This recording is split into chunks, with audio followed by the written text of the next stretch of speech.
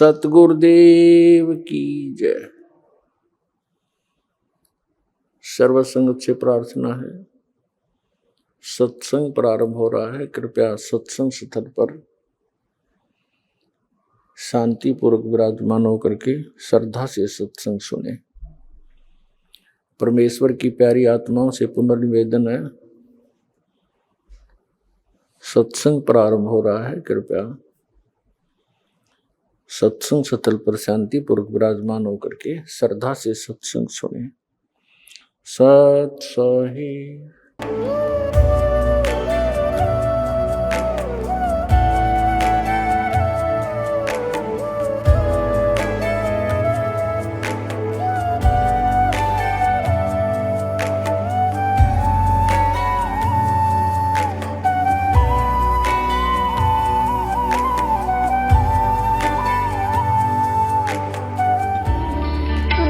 परमात्मा को पाने तथा उसका वास्तविक लाभ प्राप्त करने के लिए पवित्र बाइबल में प्रमाण है कि प्रभु ने मनुष्य को अपना ही स्वरूप बनाया। 6 दिन में सृष्टि रचकर 7वें दिन विश्राम किया। कुरान शरीफ में प्रमाण है कि हजरत मोहम्मद को खुदा स्वयं कह रहे हैं कि मैंने तुम्हें उस परमात्मा की महिमा बताने के लिए भेजा है। वो परमात्मा कबीर है जिसने 6 दिन में सृष्टि रची तथा 7वें दिन तख्त पर जा विराजा। उसकी खबर किसी बाखबर से पूछकर तो देखो।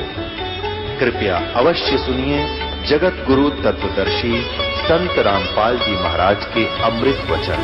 नमस्कार दोस्तों, यूं तो दुनिया नाना प्रकार के व्यक्तियों से भरी हुई है।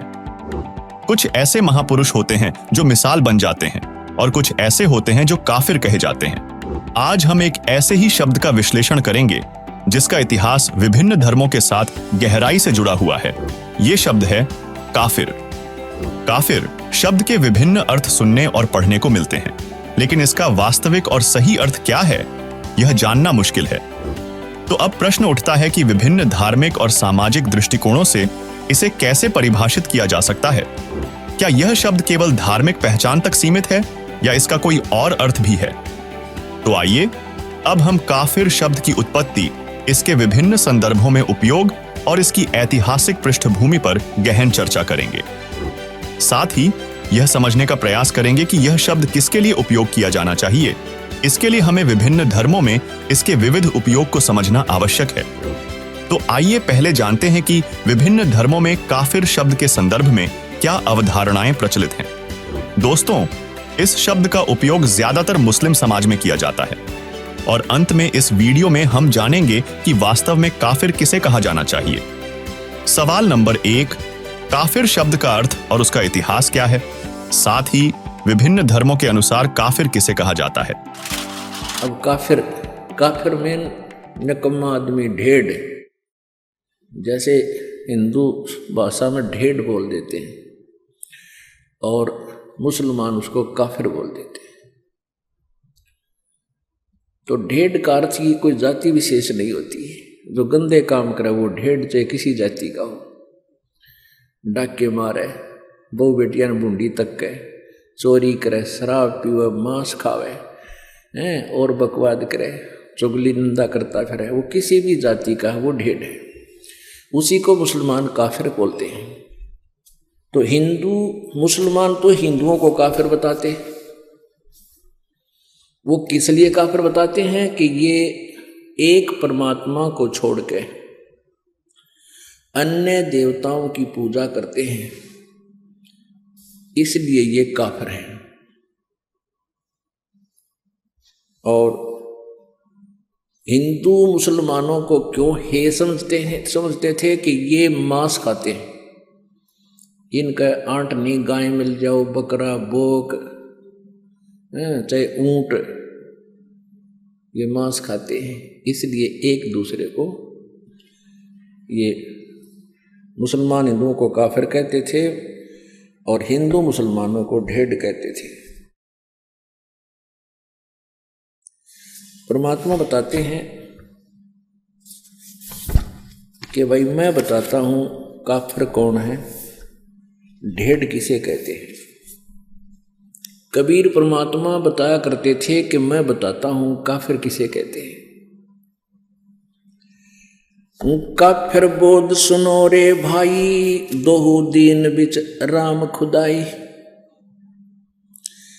काफिर जो माता दे गाली, वे काफिर जो खेलें साड़ी। कहते हैं हम बताते हैं काफिर किसे कहते हैं, तुम तो एक दूसरे को वैसे ही जो है ना व्यंग कसते हो। काफिर ये लोग होते हैं। वो काफिर जो माता दे गाली, वे काफिर जो खेलें साड़ी। काफिर दान यज्ञ नहीं करही, काफिर साधु संत से अड़ही। काफिर तीर्थ व्रत उठावे, सत्यवादी जन नाम लोलावे। काफिर पिता वचन उल्टा ही, इतने काफिर दो जग जाही। वह काफिर जो बड़बड़ बोले हैं, काफिर कहो घाट जो तोले। वह काफिर जो रण हत्या रखें, वह काफिर परदारा ताकें। काफिर सवाल सुखन को मोड़े, काफिर प्रीत नीच से जोड़े। काफिर काफिर छाड़े हूँ, सतवादी से नेह। गरीबदास जुग जुग पड़े, इस काफिर के मुखे। वह काफिर जो कन्या मारे, वह काफिर जो बनखंड जा रे। वह काफिर जो नार हिताही, वह काफिर जो तोड़े बाही। वह काफिर जो अंतर काती, वह काफिर जो देवल जाती। वह काफिर जो डाक बजावे, वह काफिर जो शीस हलावे। वह काफिर जो करे कंदूरी, वह काफिर जिन नहीं सबूरी। वे काफिर जो बकरी खाही, वह काफिर जो नहीं साधु जमाही। वह काफिर जो मांस मसाली, वह काफिर जो मारे आली। वह काफिर जो खेती चोरम, वह काफिर जो मारे मोरम। वह काफिर अनभावत खाई, काफिर गण का सो गलबाही। काफिर अर्ध अभ्यम से संगा, काफिर सोजो फिरे बिनंगा। काफिर सोजो मही तनावे, जाका दूध रुधिर घर ल्यावे। काफिर जो बल बदर बेखा, जाके सिर पर बाल न एका। काफिर सोजो मुर्गी काटे, वह काफिर जो सीना चाटे। काफिर गुदा है ते सलाई, काफिर हुक्का पीवे अन्यायी। काफिर भांग बसोड़ी भरही, काफिर हुक्के कूसर करही। काफिर घट में धूमा देही, काफिर नास नाक में लेही। काफिर कथ सुपारी चूना, पान लपेटे मुख में थुन्या। काफिर मालन कुंडर पावे, बिन ही कीने भाजी खावे। काफिर सोजो अम्ब चचोरम, मजलिस बैठे मुख निपोरम। काफिर सोजो कानी देही, काफिर जो कन्या धन लेही। काफिर सो साड़ी से शाखा, काफिर वचन पलटे माँ का। काफिर सोजो विद्या चुरावे, काफिर भैरो भूत पुजावे। पूजे देवी धाम को, शीश हलावे जो। गरीबदास साची कहे, हद काफिर हैं सोए। काफिर तोड़े बनत व्यवहारम, काफिर सोजो चोरी यारम। काफिर सोजो बाग उपारम, काफिर सो बिन सतनाम अदारम। काफिर आन देव को माने, काफिर गुड़ को दूध साने। वह काफिर जो अनरुचि खाई, वह काफिर जो भूले साई। वह काफिर जो अंडा फोड़े हैं, काफिर सूर गऊ को तोड़े। वह काफिर जो मृगा मारे, काफिर उर्द कर्ज से पाड़े। वह काफिर जो मृगा मारे, काफिर उदर कर्ज से पाड़े। काफिर पीवत गऊ हटावे, काफिर कुएं की मंडावे। काफिर भेख भेख को मारे, काफिर कूड़ा ज्ञान पसारे। गरीब काफिर कीर्ति ना लखे, धर्म दया व्यवहार। गरीबदास कैसे बचे हैं, जाना चंदर बार। अब इसमें कितना गहरा ज्ञान दिया है। क्या बताते हैं, काफिर जो माता दे गाड़ी, वह काफिर जो खेलने साड़ी। वो काफिर जो माँ को गाली देता है, वो दुष्ट आत्मा, वो ढेढ़ है। और वो काफिर जो साड़ी के साथ बकवाद करता है। काफिर दान यज्ञ नहीं करही, वो काफिर हैं जो धर्म दान नहीं करते। और काफिर साधु संत से अड़ही, वो काफिर हैं जो संतों भक्तों के साथ बकवाद करते हैं। काफिर तीर्थ व्रत उठावे, सत्यवादी जन नाम लोलावे। वह भी काफिर हैं जो तीर्थ व्रता में धक्के खाते अंडे। जहाँ कोई वेद में लिखा ना गीता जी में लिखा उनके बारे में, और जो परमात्मा का आदेश उसको छोड़कर मनमुखी साधनाएं करते हैं, कहते वो काफिर है। काफिर पिता वचन उल्टा ही, इतने काफिर दो जग जाए। जो पिताजी के वचनों का उल्लंघन करता है वो भी काफिर है। अब यहाँ शंका आ जाती है कि वे जैसे पिताजी सत्संग मानते नाटे भक्तिकरण से मना करे, उसके लिए नहीं है, वो वचन नहीं है यहाँ पर। यहाँ उद्देश्य जो काफिर नहीं है वो भक्ति करते हैं, जो साधना करते हैं वो काफिर नहीं है। और वो काफिर फिर वो जो साधना स्वयं करते हैं तो बालका नाटेंगे, क्योंकि मना नहीं कर सकते। ये मन में छोटे छोटे खुरपतवार आते हैं, इनके लिए भी साथ में ये थोड़ा सा कंसेप्ट क्लियर करना पड़ता है। जैसे प्रहलाद ने अपने पिता के वचन उल्ट दिए थे, क्योंकि वो नालायक था, काफिर था। वो भगवान को छोड़कर कहता मेरी पूजा करो, ये साधना मत करो। प्रहलाद ने कहा था नहीं पिताजी, परमात्मा की भक्ति से ही कल्याण होगा, आपके नाम से नहीं। तो इस बात पर पिता पुत्र का झगड़ा हो गया। काफिर पिता वचन उल्टा ही, इतने काफिर दो जग जाही। दो जग माने नरक में। अब जो भगत होगा खुद पिताजी, तो बच्चे को मना नहीं करेगा, वो कहे, बल्कि बच्चे को कहेगा चल बेटा सत्संग में चलते हैं और नाम ले पुत्र, परमात्मा का भजन किया करे। तो उस पिता का जो वचन उलट करता है वो काफिर है, पिता की आज्ञा नहीं मानता है। और वैसे भी पिताजी अपने पुत्र पुत्री को बहुत नेक सलाह दिया करते हैं, चाहे उन्होंने नाम ना ले रखा, चाहे सारे परिवार ने नाम भी नहीं ले रखा है, तो भी पिता अपने पुत्र पुत्री के हित में ही बातें करता है। तो उसकी सलाह लेकर ही कार्य करने से आपका वैसे दैनिक जीवन तब भी सफल हो, सुखी होगा। और जिन्होंने भक्ति कर ले रखी है, साधना करते हैं, वो माता पिता अपने बच्चों को सत्संग में ही लाने की चेष्टा करते हैं। और जिनको नाम भी ले रखा है, जिनको इतना विज्ञान नहीं, भाई बलका नान जो मैं चला जाऊं, तो वो भी भक्ति के निकट नहीं है, बेशक नाम ले रखे। क्योंकि जब हम रोटी छक्का खा रहे हैं और अपने बच्चों को भूखा रखें, तो हम किसे भगत किसे इंसान है। तो हम हर तरह से हर पहलू से सोचना पड़ेगा, बच्चे पहले खावें हम बाद में खावें। एक नियम हो सा अपना, बच्चों को पहले खिलाओ, ले बेटा खाओ छक्को, और फिर बाद में माता पिता खाते हैं। ऐसे ही भक्ति मार्ग है, बच्चों को आगे रखे पाछे नहीं। तो इस जीवन का है क्या, कितना ही कुछ कर ले, चाहे राष्ट्रपति बन ले, कल न मृत्यु हो जाए, फिर भक्ति ना बनी तो वहीं 84 लाख योनियों में चक्कर काटते फिरेंगे। तो इस प्रकार हमने इन बातों को याद रखना है। वे काफिर जो बड़बड़ बोले, काफिर कहो घाट जो तोले।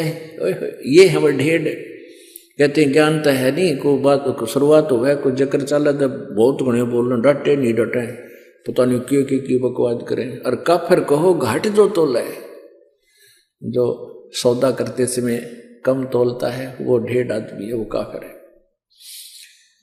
वह काफिर ऋण हत्या रखें, वह काफिर परदारा ताके। वो काफिर जो ऋण हत्या रखे, यानी जैसे आपने किसी का उधार ले लिया और वापस ना दिया, वो भी काफिर है। और वो काफिर जो परदारा ताके, जो दूसरे की पत्नी के अंदर बुरी नीयत रखते हैं, वो भी काफिर है। काफिर सवाल सुकन को मोड़े, काफिर प्रीत नीच से जोड़े। वो भी काफिर जो किसी ढेड़ जब बात करे, उसे ढेड़ आदमी, ढेड़ भी ये काफिर बता रहे हैं, कोई जाति विशेष नहीं है। तो वो भी काफिर है जो भक्त अपने संत भक्तों को छोड़कर किसी निकम्मे आदमी को चोरी ठग जुआरी बकवाद करनिया तो मेल करे, तो वो भी काफिर है। अब क्या कहते हैं, काफिर काफिर छाड़े हूं सतवादी से ने। परमात्मा की महिमा बता रहे हैं गरीबदास जी कि काफिरों से मेरा कोई लिंक नहीं रहेगा, केवल जो सच्चे भक्त हैं उनसे ही मेरा प्रेम है। और कहते हैं गरीबदास जुग जुग पड़े, काफिर के मुखे। क्या करूं, तेरे मुंह में राख, मुख खे माने उसकी बिरान माटी होगी युगन युगन। वह काफिर जो कन्या मारे, वह काफिर जो बन खट जा रहे। हाय हाय। कहते हैं वो नीच आत्मा, वो काफिर, वो ढेड है जो बेटी मार देते हैं। जैसे पीछे सी बेगन हो गया था शुरू, गर्भ में मारनी शुरू कर दी थी बेटियों को। और पहले हम भी देखा करते थे, जिसका 2-3 लड़की हो जाती थी, जो निकम्मे टाइप के इंसान थे, वो उन बच्चों की कदर नहीं करते थे। हमने खुद देखा है उन बेटियों की। तो ये हमारी नालायकी की नीचता है वह। और फिर जो कन्या को मार देते हैं गर्भ में, जिसको अबॉर्शन नाम दे रखा था, अल्ट्रासाउंड में देखा लड़की है, मरवा दो। कहते हैं ये काफिर है। परमात्मा ने सबका निमित्त बनाकर भेज रखा है, ये सत्कर मान लेना। हमारी आंखों देखी बात है, जिनका 8-8 कन्या थी और 1 पुत्र था, वो भी सुखी, जो कि सारे बच्चों का ब्याह ढंग से हुआ और खूब सुथरा गुजारा हुआ। परमात्मा ने सबका निमित्त लिख कर भेज रखा है। ये हम लोगों को देखते, क्योंकि हमने अपने पैर पर आपको आड़ा मार रखा है। ब्याह के अंदर इतनी कुबद शुरू कर दी हमने, ना जाने कितना लोग दिखावा करना शुरू कर दिया, और वो फिर अपने जी का झाड़ बन गया। फिर बेटी दुश्मन होगी। बेटी इसी अच्छी आत्मा होती है। लड़का लड़की रोटी खा रहे हो छोटे छोटे, और पिताजी या माँ किसी बेटे ने काम कह दिया, जा फलाना काम ला उठा के करिए। बेटी रोटी छोड़ कर उठ कर चली जाती है, अपने काम माँ की आज्ञा पालन कर लेती है, और बेटा ने कहा क्यों, या चली जाएगी क्यों। मतलब ऐसा अंतर है। और फिर भी बेटे अच्छे लगे हमने, नहीं, बेटे और बेटी में अंतर ही नहीं होना चाहिए। ये हमारी नालायकी थी, अनजानपना था। वह काफिर जो कन्या मारे, वह काफिर जो बन खट जा रहे। कहते जो बन में आग लगा देना, जाने कितने जीव जंतु मर जाएगा, तो निकम्मे आदमी हुआ करे। वह काफिर जो नार हिताई, वह काफिर जो तोड़े बाही। वो निकम्मी, वो काफिर, वो ढेड हैं जो स्त्री को मार देते हैं। ये दास इन झूठे केसों में जब जेल में था, वहाँ एक दूसरे वहीं पर बंद था, एक और कैदी। उससे पूछा रहा, भाई तू कैसे फंसा? ने बोला मेरी पत्नी मोटे दिमाग का था, मेरी पत्नी उल्टी चाला करती, माना ना करती, मन लठ मार दिया, मर गई। मैं बस, अरे तुम्हारा रोटी सारी उम्र जेल में, निकम्मी आत्मा। तो इस तरह बिना दिमाग के जो ना कार्य करते, ये ढेड़ होते। वह काफिर जो नार हिताई, नारी को मारे, वह काफिर जो तोड़े बाही। सवाल नंबर 2, जिनके मन में दोष होता है और जो मंदिर में जाते हैं, उन्हें सूक्ष्म वेद में काफिर क्यों कहा गया है? वह काफिर जो अंतर काती, वह काफिर जो देवल जाती। वह काफिर जो जिनके अंतर में, जैसे आप सत्संग में आते हो या वैसे भी व्यवहार में, कहते अंदर में जो दोष रखकर कार्य करते हैं, वह काफिर होते हैं। आप सत्कर मान लेना। आप किसी से व्यवहार करते हो, अपनी सच्ची आत्मा से करो। सामने वाला आपके साथ ब्लैकमेल नहीं कर पाओगा। ये सत्कर मानना है। हमारे अंदर कुछ थोड़ी बहुत कमी आ गई, दूसरी बात है। जैसा भी आपके भावना होगी, दूसरे में तुरंत आओगी। एक समय एक राजा जा रहा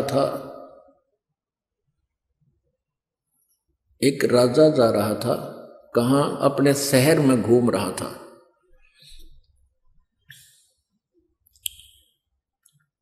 तो फिर वो वापस आ गया घूम फिर के, अपने मंत्री से कहने लगा कि ऐसे ऐसे एक लकड़ मर्चेंट है, उस व्यक्ति को जब मैं देखता हूं, मेरे मन में ऐसा आता जैसे इसको मैं सूली तोड़वा दूं, फांसी तोड़ दूं, चढ़ा दूं। भी पता नहीं के कारण है, और वो कोई दोष भी नहीं उस बेचारे का, वो निर्दोष आदमी दिखा है। लेकिन जब मैं उसके वहां से गुजरता हूं, मुझे ऐसा आता है मन में जैसे इसको फांसी की सजा दे दूं, इसको जान से मरवा दूं। एक मंत्री समझदार था, और उसने एक संत से सलाह ली कि राजा न्यू कह है कि एक व्यक्ति है लकड़ मर्चेंट, उसको देखता हूँ लकड़ी बेचनिया को, तो मेरे मन में ऐसे दोष आता है। तो वो राजा ओ मंत्री को उसने बताया, उस संत भक्त ने, कहने लगे वो जो लकड़ मर्चेंट है उसके मन में दोष है। वो क्या सोचता है कि यू राजा मर गया और इसके ऊपर कहते हैं लकड़, इसके चंदन की लकड़ी से जलाया जाता है तो तेरा टोटा बाज जा, तेरी लकड़ी चंदन की बहुत बिकेंगी, क्यों सारे सेठ ले जाएंगे लोग वो नंबर बनाने के लिए, और तेरी तू धनमाल हो जा तेरे पास। तो वो मंत्री और साथ में वो संत भक्त वो गए उस लकड़ मर्चेंट के पास। उस लकड़ मर्चेंट से कहा वे साची बता दिए ना, तेरी सात आठ न हो रही है। अक्की बात अकराजा ने वो कहा है कि मैं इमरा साजी गए न छोड़ी फांसी चढ़ा दूं। भाई तेरे मन में के दोष है राजा के बारे में, सच्ची बताना। उन्हें सच्ची बता दी। बोला सच्ची बताओगा तेरा पीछा छूटेगा आज, नहीं तो बात बिगड़ ली है। तो सच्ची बता दी। मैंने सोचू हूँ यू राजा मर गया और मेरी चंदन की लकड़ी घनी बिकेगी।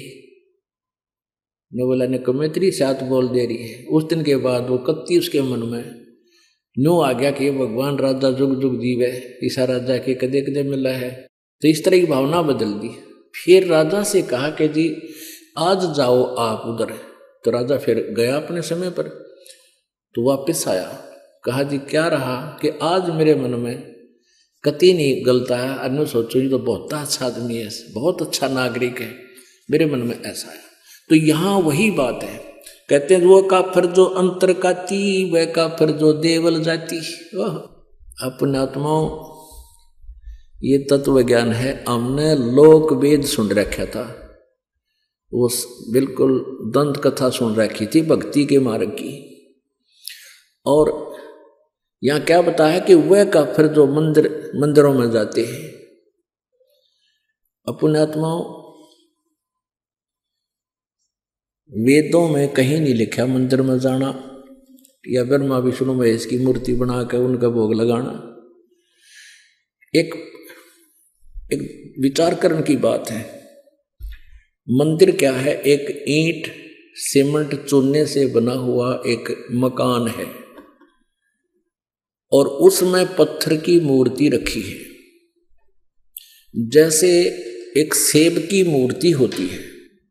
अब सेब की या आम की जो मूर्ति चाहे पत्थर की हो या किसी प्लास्टिक की बनी हो या वैसे चित्र बना रखा हो, तो उस मूर्ति को देखने से जिसकी वो मूर्ति है उसके गुणों का ज्ञान होता है। मूर्ति बुरी नहीं। अब जैसे हम आम की मूर्ति देखते हैं, चित्र देखते हैं, तो आम के गुणों का ज्ञान होता है। उसको प्राप्त करने की चाह बढ़ती है, उसको खाने को जी करता है, दिल करता है। तो लेकिन उस चित्र से काम नहीं चलेगा। जिसका वो चित्र है वो प्राप्त हो, उससे हमारा कल्याण होगा, उससे पेट भरेगा, वो टेस्ट आएगा। ऐसे जिस भगवान की मूर्ति आपने मंदिर में स्थापित कर रखी है, उस मंदिर की मूर्ति के ऊपर आरती करते हैं या उसके मूर्ति का भोग लगाते हैं, कोई लाभ नहीं होगा। क्योंकि उस मूर्ति बुरी नहीं। जिसकी मूर्ति है उसको प्राप्त करना है, उस मूर्ति को नहीं। मूर्ति तो हमारे पास है, जब उससे कल्याण होना होता तो वो पहले कर देती। जिसकी वो मूर्ति है, जिस भगवान की, उसको प्राप्त कीजिए, फिर वो लाभ देगा। वह काफिर जो अंदर काती, वह काफिर जो देवल माने मंदिर जाती, देवालय। देवल मीन देवालय यानी मंदिर में। सवाल नंबर 3, इसके अलावा और किन किन लोगों को काफिर कहा जाता है? वह काफिर जो डाक बजावे, वह काफिर जो शीश हलावे। कहते हैं जो सत्संग आदि होता है उसमें नो करें, कहते वो करे नरे न कमे बकवाद से अंदर उनके। नहीं तो भगवान की चर्चा चाल है सिर के, उसमें तो अंदर कलेजा धड़कना चाहिए। ऐसे दुख की बातें याद दिलाई जाती है कि बिना बंदगी भैंसा कीजिए भोग बने के खेला, और कुकर सुकर खर कीजिएगा छोड़ सकल बद फैला। बता इसमें ना डलाने की क्या जरूरत से। अब जैसे आपको कोई कहे तो गधा बनेगा, कुत्ता बनेगा, सुअर बनेगा, फिर भी नहीं करे तो वो नशे वाला हो सकता है। कलेजा दिल धड़कना चाहिए, रत तरह गजब हो, गधा बन जाएंगे, कुत्ते बन जाएंगे। तो इसमें शराब भी तला सके, जैसे वो तो मार सके सिर ने, जिसका इन्हों डर होगा अगर तेरा बिजली गिर जाएगी भक्ति नहीं करी तो शीश नहीं हल सकता वहां पे, उसमें लह सुर में नहीं हल सकता। वह काफिर जो करें कंदूरी, वह काफिर जिन नहीं सबूरी। वह काफिर जो मांस पकाते हैं, और वह काफिर जिनका सबर नहीं, बेसब्रे यानी माया जोड़ ले धर ले ठाके, सारी उम्र मर्जा जोड़ कर, और अंत में वो माया यहीं रह जाती है, और वो पाप की गठड़ी आप लद्या जा फिर। तो परमात्मा कहती हुए काफिर जिन नहीं संतोष नहीं, सबूरी माने संतोष। वह काफिर जो बकरे खाही, वो काफिर नहीं साधु जमाही। वह काफिर जो बकरे मारे यानी मांस जो खाते हैं, चाहे क्या का भी हो। ये तो एक वैसे एक शब्द बनाने के लिए बतानी पड़ती है। और वह काफिर जो नहीं साधु जमाही। अपने आत्माओं आप सभी साधु हैं। साधु जो साधना करते हैं, साधु सोए जो सीधा चाले। साधु वही है जो साधक है, साधना करता है, बुराइयां त्याग करके भक्ति कर रहा है। और वो काफिर है जो साधु संतों को भोजन नहीं कराता। आप यहाँ जो दान करते हो ये सभी साधु संत भोजन करते हैं, आहार करते हैं। यहाँ कोई रोटी खाने नहीं आता कोई भी, अपने घर सब खा कर सोए हैं, अल्लाह सुखा। यहाँ तो परमात्मा के लिए आते हैं। और जो दान आप जी करते हो वो परमात्मा का हो जाता है, आने के बाद आपका नहीं रहता। आपके तो अकाउंट में डिपॉजिट हो गया, आपको तो मालिक देगा कई हजार गुना बना के, 1000 गुना करके, और वो परमात्मा का हो गया। फिर उसमें इससे फिर ये संत भक्त इन सभी की आहार कराया जाता है। वह काफिर जो बकरे खाई, वह काफिर नहीं साध जमाही। वह काफिर जो मांस मसाली, वह काफिर जो मारे हाड़ी। वो नीच आत्मा, वो ढेड हैं जो हाड़ी को मारते हैं। हाली हल जोतता है जो। वह काफिर जो खेती चोरम, वह काफिर जो मारे मोरम। ओहो, वह काफिर जो खेती चुरावे। अपने आत्मा एक बीमारी है इस जीव के, सबके नहीं होती है, जो अज्ञानी अनाड़ी होते हैं। एक हमारे गांव में थे, और दोनों चाचा ताऊ के, उन खेत में ईख बोया करते हमारी साइड में ज्यादातर, दोनों का ईख। और वो जावा खेत में, वो तो चाचाड़े मत पाड़े बीच मत गंडा जाके, और अपने में बैठ के चूस के उड़द डाला उसके जो छिलके, और दूसरा जावा वो उनके बीच मत पाड़ के अपने में बैठ के चूस आवे। 1 महीने के बाद उनके जो चाचे था वो खुद गए, वो अपने अपने खेत को चेक करने के लिए गए देखने। तो दोनों ने देखा कि बीच में तो कम से कम भी काफी खाली कर रखा दोनों तरफ से। उन बच्चा ना आकर, अच्छे जवान थे वो 15-20 साल के, उनने पूछा रे तुम रखवाले जाओ और खेत बीच में तो गन्ने पाड़ रखे। बोला ना कति भी कोई ना, अब चाल दिखाओ। चाल देखा दोनों बराबर कर रहे। तो ये नालायकी है हमारी। कहते वह काफी जो खेती चोरम, वह काफिर जो मारे मोरम। 250 वर्ष पहले परमात्मा ने कहा था कि जो मोर मारते हैं वह महाकाफिर है। वैसे तो सभी जीवों को मारना पाप है, मांस खाना पाप है, लेकिन हिंसक पशुओं को तो चाहे हम अपने बचाव के लिए, जैसे कोई भेड़िया आ जा गाँव में बढ़ जाए उसका बकल तार दें, कोई दिक्कत नहीं। अब इसमें बताया कि जैसे वो काफिर जो मारा मोरम, अब भारत सरकार ने मोर को मारना एक भारी जुल्म बता रखा है। और परमात्मा की वाणी पहले बता रही है कि इसे पवित्र इतने सुंदर पक्षी को मारना काफर ढेर लोग मारते हैं। वह काफर अनभावत खाई, वह काफर गण का गलवाही, वह काफर जो अनभावत खाई, जो जैसे पहले क्या हुआ करता है, ये जो आपस के नोते कम हो गए, क्या हुआ करते कि दूसरे का नोता होता ना का शादी है या कुछ, उसने भेजा करते दो अच्छा दड़ी पक्का खावे, कुछ एक लोग, सभी नहीं होते थे।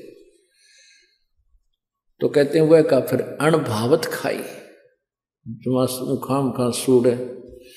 तो कहते हैं वह भी ढेर आदमी होते हैं जिन्हें अपने खान का बिना बेरा।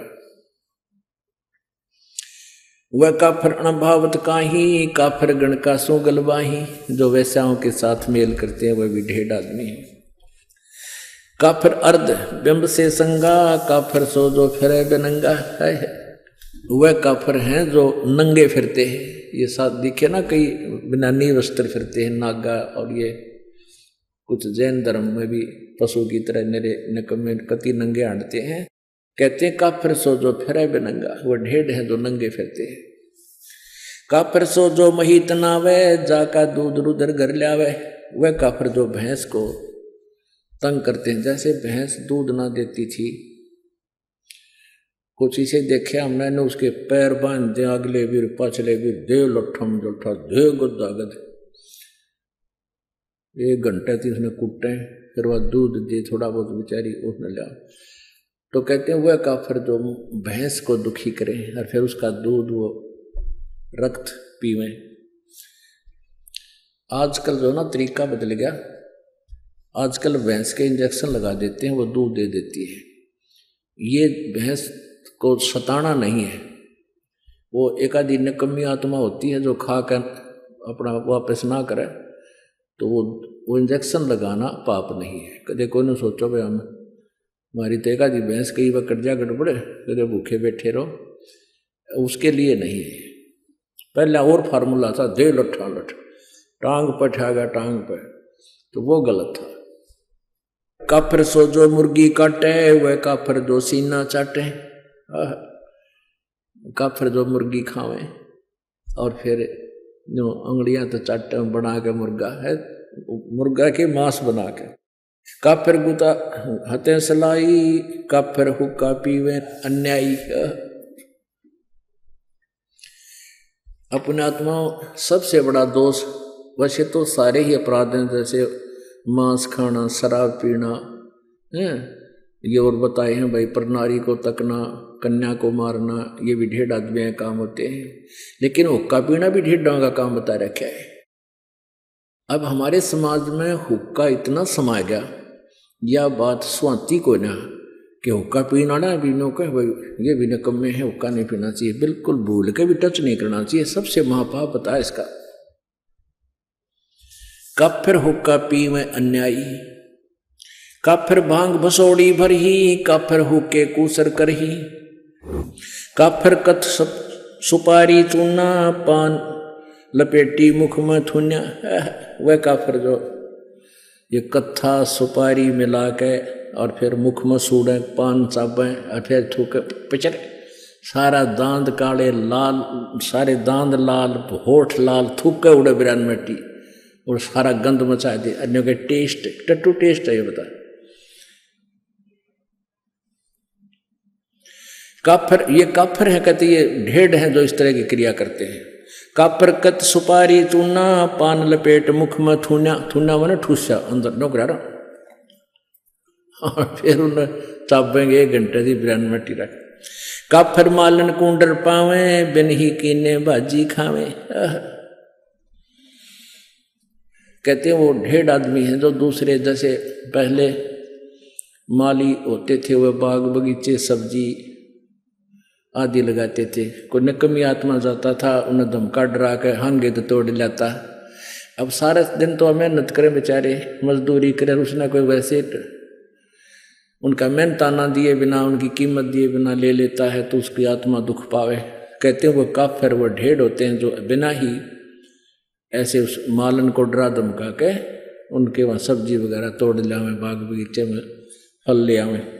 काफिर सो जो अम्ब चचोरे, मजलिस बैठे मुख निपोरे।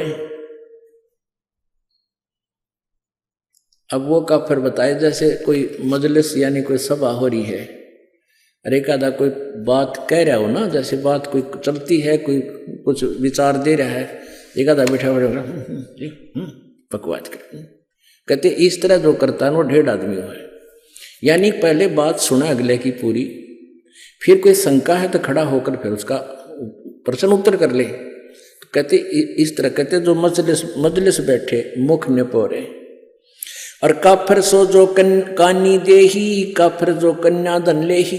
वह 1.5 आदमी है जो लड़की बेचते हैं, उसको बेच कर यानी पैसे इकट्ठे करते हैं, पैसे लेते हैं उनसे। काफिर जो साड़ी से साखा, काफिर वचन उल्ट पलटे माँ का। वह काफिर जो अपनी साली के साथ नाता जोड़ते हैं, अवैध संबंध करते हैं। और वह काफिर जो माँ का वचन उलटते हैं। पुण्यात्माओं, विचार करने की बातें हैं। हम अध्यात्म मार्ग से घनी दूर चले गए, इसलिए हमारे अंदर ना लाज रही, ना शर्म, ना कोई दर्द रहा।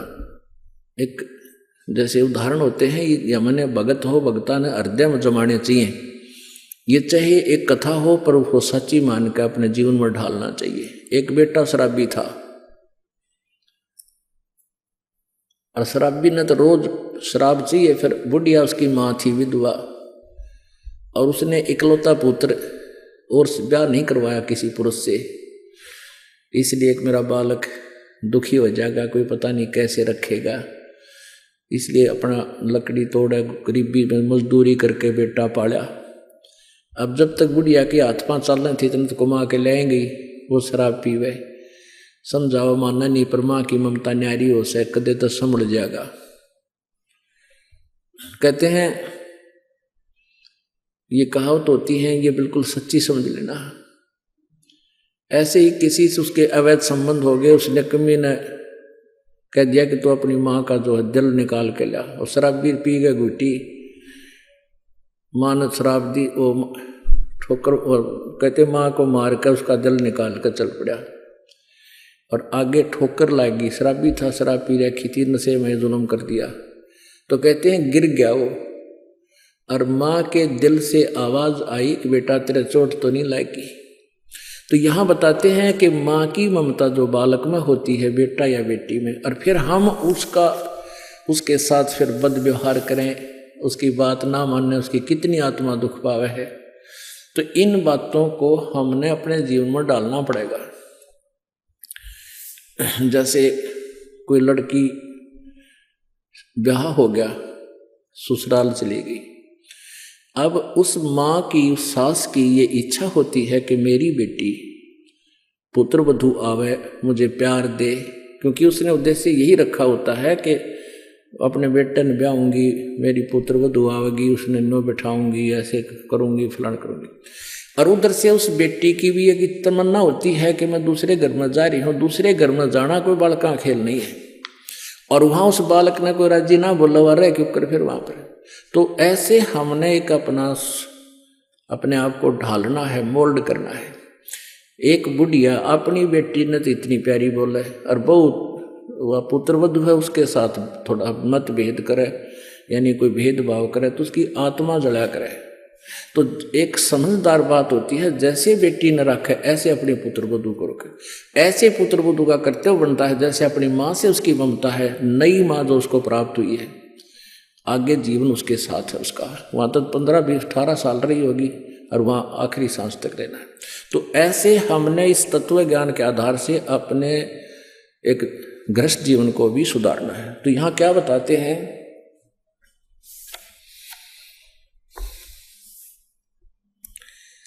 काफिर जो साली से साखा, यानी साली के साथ अवैध संबंध करता, वो 1.5 आदमी होता है। काफिर वचन पलटे माँ का, वो काफिर जो माँ के वचन का उल्लंघन करता है। लेकिन यहाँ भक्ति मार्ग में नहीं चलेगा ये। जो भक्ति मार्ग में माँ हो चाहे पिताजी, अगर न्यू का भक्ति में नहीं जाना, सत्संग नहीं करना, वो बात वो नहीं माननी हमने। क्योंकि ये भक्तों के लिए होते हैं, जो भक्त आत्मा है। और वो माता पिता कभी अपने बालका ने भक्ति के बारे में नहीं नाटेगी। हाँ, और कोई गलती करता होगा तो उसको मना करेंगे और वो मान लेनी चाहिए, चाहे नुकसान होता दिखे। फिर देखो विचार, तो ऐसे भगवान का आदेश है ये।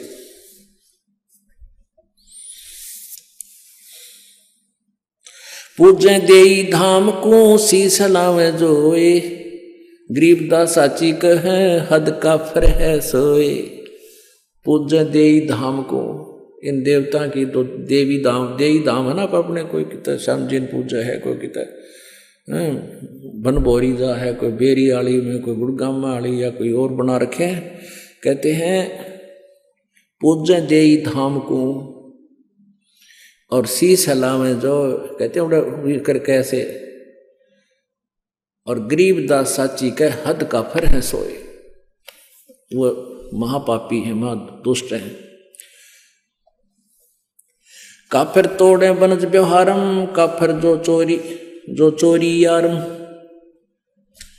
काफिर जो बनज व्यवहार यानी अपना जो किसी के साथ लेन देन कर रखा है, वो निकम्मी आत्मा, वो ढेड है, वो काफिर है जो व्यवहार में गड़बड़ करता है। वह काफिर जो तोड़े बनज व्यवहारम, काफिर तोड़े बनज व्यवहारम, काफिर जो चोरी यारम। जो चोरों के साथ दोस्ती करता है वो भी काफिर है। काफिर सो जो बाग उपाड़े, काफिर सो जो बिन सतनाम आधारम।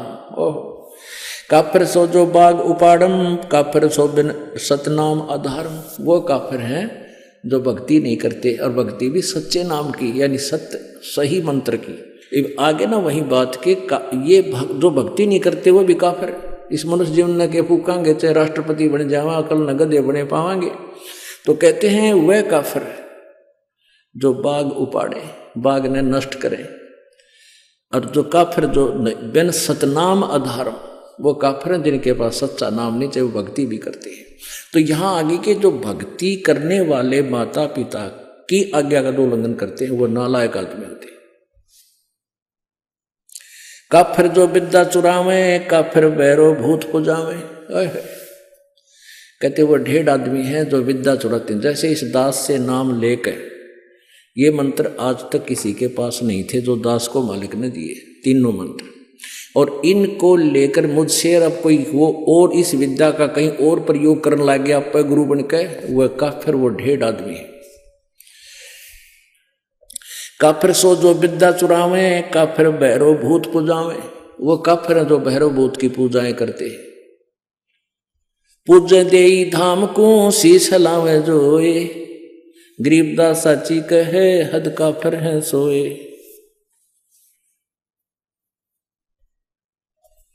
काफिर आन देव को माने, काफिर गुड़ को दूध है साने। काफिर आन देव को माने, आन देव अन्य देवता की जो पूजा करते हैं। गीता जी अध्याय नंबर 7 के श्लोक नंबर 12 से लेकर 15 और 20 से लेकर 23 तक ये स्पष्ट किया है। जो अन्य देवताओं की पूजा करते हैं वो मंदबुद्धि, वो बुद्धिहीन व्यक्ति है, अपना जीवन नष्ट करते हैं। तो यहाँ परमात्मा कह रहे हैं काफिर आन देव को माने, अन्य देवताओं को पूजते हैं। और काफिर जो गुड़ को दूध दे साने। पुण्यात्माओं, ये आज नहीं, परमात्मा ने तो अपनी, वो तो मालिक थे। गुड़ के साथ दूध कभी प्रयोग नहीं करना चाहिए, ये भगवान का आदेश है। इससे शारीरिक बीमारी भी होती है और भक्ति मार्ग में ये बहुत बाधक बनता है। तो यह परमात्मा का आदेश है कि वो काफिर हैं जो दूध और गुड़ इकट्ठा प्रयोग करते हैं। हालांकि बहुत रुचिकर लगता है, हम भी पहले पिया करते, गुड़ की डली ले लेते, खाए जानते, चुस्की ले ले, दूध पिए जाते। पर जब ज्ञान हुआ उसके बाद छुआ नहीं हमने। आग लगे सी आनंद का जो भगवान से दूर करे। वह काफिर अनरुचि खाई, वह काफिर जो भूले साई। वह काफिर जो अंडा फोड़े, काफिर सूर गऊ को तोड़े। वह काफिर है चाहे सूर खाओ चाहे गऊ खाते हैं, वो दोनों ढेड है। वह काफिर जो मृगा मारे, वो काफिर उधर से पाड़े।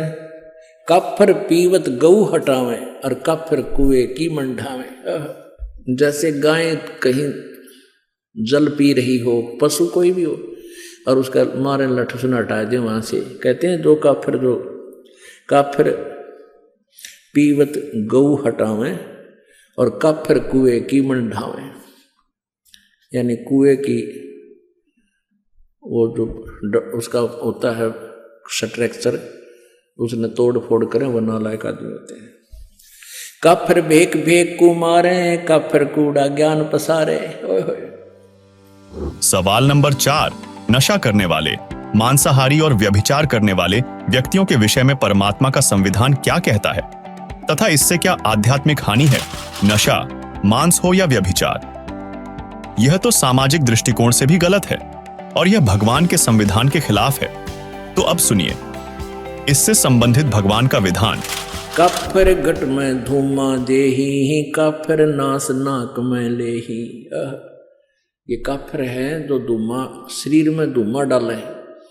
अरे इसमें तो ऑक्सीजन की आवश्यकता होती है शरीर को, और इसमें तम्बाकू तो कार्बन डाइऑक्साइड है, ये बहुत बेकार वायु को कर देता है, अंदर हमारे हानि करता है। काफिर हुक्का पीवे अन्यायी और काफिर भांग बसोड़ी बरही, काफिर हुक्के को सरह करही। हुक्के ने पंचा पहला बताओ।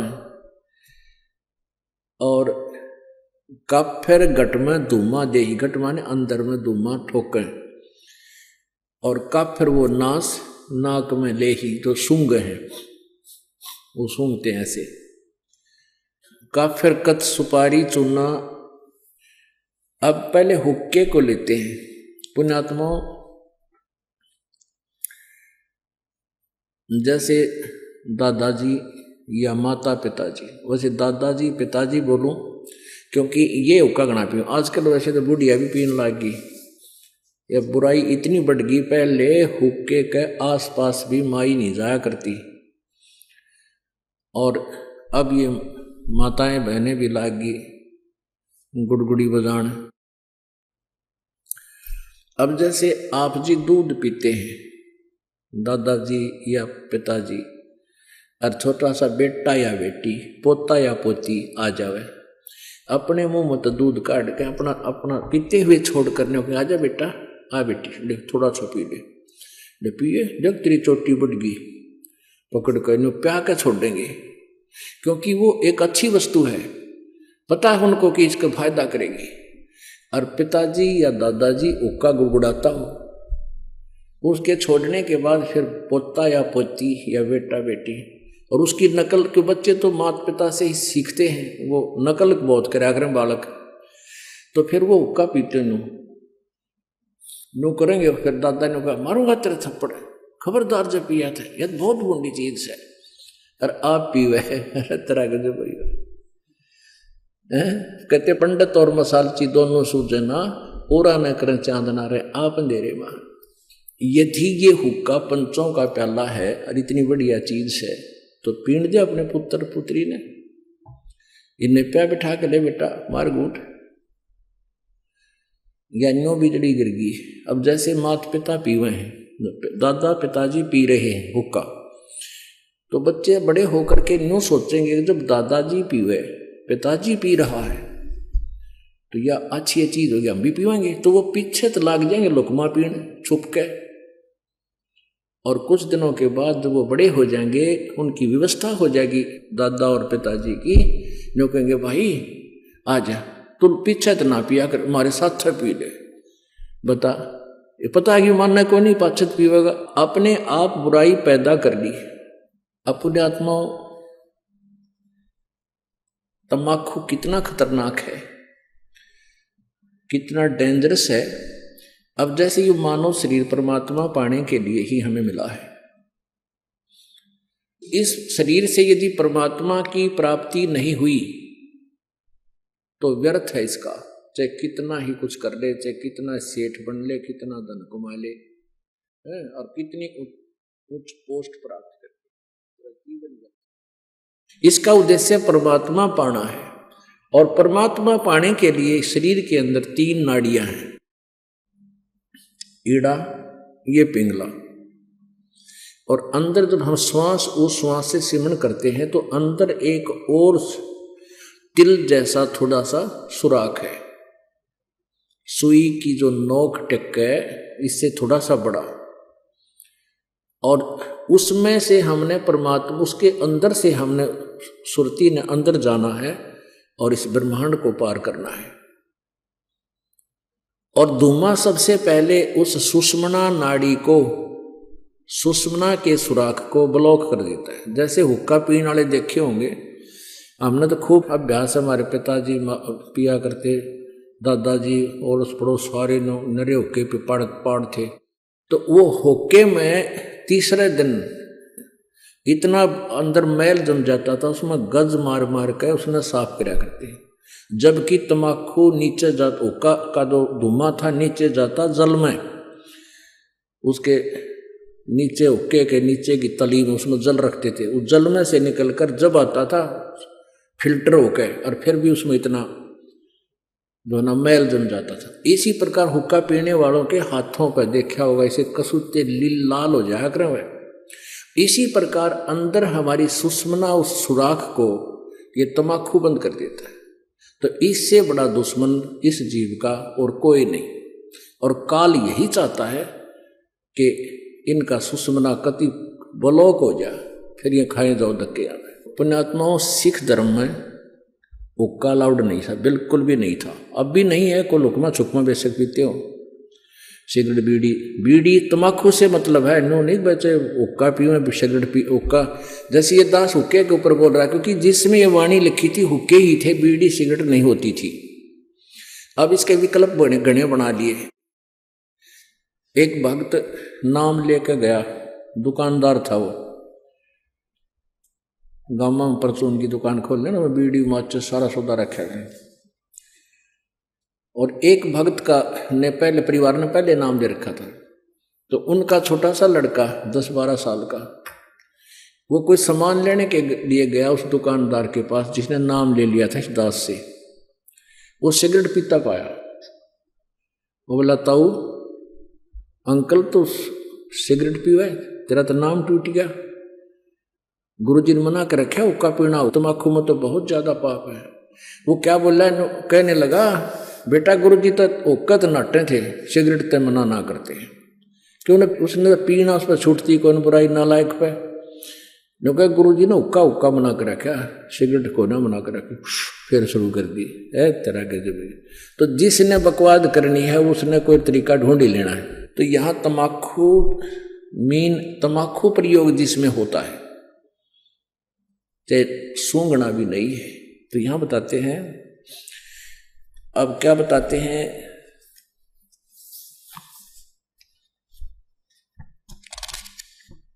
सोनारी जारी करे सुरापान 100 बारे, एक चलम हुक्का भरे वो डूबे काली दारे। ओहो, सुरापान मदमासाहारी गमन करें भोगे पर नारी, 70 जन्म कटत है सीसम, साक्षी साहेब है जगदीशम।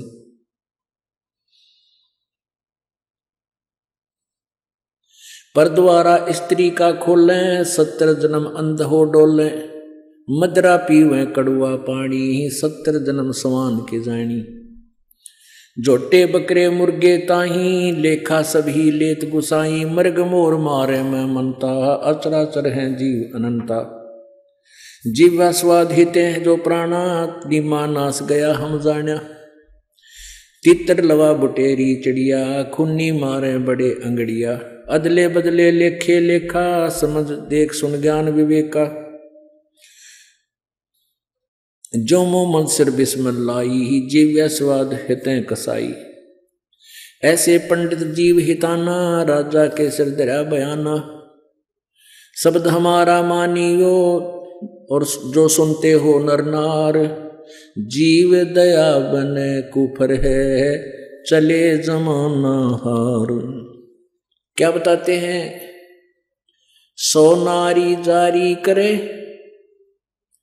सुरापान 100 बार, एक चिलम हुक्का भरे वो डूबे काली धारे। ओए होए, अपने आत्माओं कितना गहरा कंपैरिजन किया है परमात्मा ने, गरीबदास साहिब जी ने परमात्मा के ज्ञान का। कहते सुरापान मदमासा हारी गमन करे भोग पर नारी। 70 जन्म कटत है शीसम साक्षी साहेब है जगदीशम। सुरापान, सुरापान माने जो शराब पीते हैं, और मांस आहारी जो मांस खाते हैं, और जो दूसरे की पत्नी को तकते हैं, पर स्त्री गमन करते हैं, कहते हैं उनके 70 जन्म कटेंगे शीसम साक्षी साहेब है जगदीशम। उनके 70 जन्म सिर कटेंगे, कि तो बकरा बनेगा, कि तो और किसी कारण से, कि तो वैसे कोई शत्रु मार देगा। यानी इस प्रकार उनको 70 जन्म उनके शीश कटेंगे, ऐसी दुर्गति से मौत होएगी। अपने आत्माओं कितना गहरा कंपैरिजन किया है परमात्मा ने, गरीबदास साहिब जी ने परमात्मा के ज्ञान का। कहते सुरापान मदमासा हारी गमन करे भोग पर नारी। 70 जन्म कटत है शीसम साक्षी साहेब है जगदीशम। सुरापान, सुरापान माने जो शराब पीते हैं, और मांस आहारी जो मांस खाते हैं, और जो दूसरे की पत्नी को तकते हैं, पर स्त्री गमन करते हैं, कहते हैं उनके 70 जन्म कटेंगे शीसम साक्षी साहेब है जगदीशम। उनके 70 जन्म सिर कटेंगे, कि तो बकरा बनेगा, कि तो और किसी कारण से, कि तो वैसे कोई शत्रु मार देगा। यानी इस प्रकार उनको 70 जन्म उनके शीश कटेंगे, ऐसी दुर्गति से मौत होएगी। और फिर क्या बताते हैं, पर द्वारा स्त्री का खोले 70 जन्म अंधा हो डोले। पर स्त्री गमन करने से यानी किसी, तो उसको कहते हैं 70 जन्म अंधे का पाओगा। मनुष्य बनकर या गधा बनकर या कुत्ता बनकर, बैल भैंस गाय बनकर अंधा होगा। कहते हैं पर द्वारा स्त्री का खोले 70 जन्म अंधा हो डोले। और मदरा पीवे कड़वा पानी 70 जन्म कुत्ते के जानी। ओए होए होए, एक बार एक प्याला पीणते शराब का 70 जन्म कुत्ता। ओए होए, ये तो लागे घूटी टीटी पाके फिर बेरा पटेगा, कि तो गंदे नाले में पानी पीवेगा, जो ठीक किसी ने उल्टी कर रखी हुई उन्हें खाओगा, और कि तो टांग टूट जा, खाज लाग जा, वो दुर्गति न्यारी होगी। कहते मदरा पीवे कड़वा पानी 70 जन्म समान किए जानी। अपने आत्माओं एक बार शराब पीने से 70 जन्म कुत्ते के, और एक पर स्त्री गमन करने से 70 जन्म अंधा हुआ है। ओहो, कहते सुराप 100 नारी जारी करे और सुरापान 100 बारे। एक चिलम हुक्का भरे वो डूबे काली धारे। ओहो, अब हुक्के के पीण का तो कितना पाप होगा, भर के किसी को देने का भी इतना दोष बताया है। जैसे 100 नारी जारी करे, 100 स्त्रियों से परगमन करना, एक से दुष्कर्म करने से ही कितना जुल्म है उसके, 70 जन्म अंधा होगा। और सुरापान मदमासा हारी गमन करे भोग पर नारी 70 जन्म कटेंगे शीशम। 70 जन्म शीश कटेंगे, 70 जन्म कुत्ते के होंगे, और 70 जन्म वो अंधा होगा, और 70 जन्म कुत्ते के पाओगा। कहते 100 नारी जारी करे 100 बार पी ले दारू, जो उनका उससे जो पाप है उससे भी ज्यादा पाप एक बार हुक्का भरने वाले को है। पीने वाले का तो बेड़ा गर्क। पुण्यात्माओं, ये कोई डूम बाट के गीत नहीं जो दास सुना रहा है, ये परमात्मा का आदेश है, उस परम पिता का। हम जिस वस्तु के हम आदि हो गए, हम उसके गुण अप ढूंढ लेते हैं। कई के कहेंगे भाई शराब तो का है, अच्छा कमाल की बात है, जहर न किसी प्रकार खा ले वो सारा ही बुरा। अब जो शराब पीते हैं तम्बाकू तो ना पीते, शराब कोई मांस खाते हैं वो का मुक्का नहीं पीते, शराब नहीं पीते, मांस खाते। तो ये सारे ही दोष हैं, सभी त्याग्य हैं।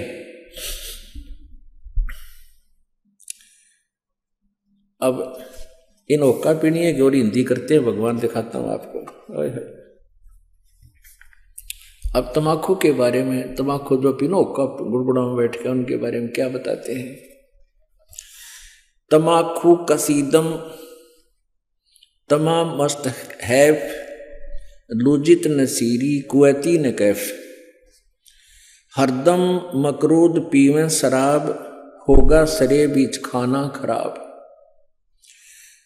कुटन कलाहीन जुग जुग कलेश, सुखन मान मेरा मैं कहता हमेश। अब कहते हैं कि जो शराब पीते हैं उनकी दबिरान माटी होएगी। फिर बताते हैं तलक सा तमाकू और सिला घोट पीस, और देई नास नाक और कमल में कसीस। हमारे जो शरीर बना हुआ है अंदर, इस शरीर के बैकबोन है, बैकबोन जिसको रीढ़ की हड्डी कहते हैं, इसके अंदर की साइड में कमल बने हुए हैं।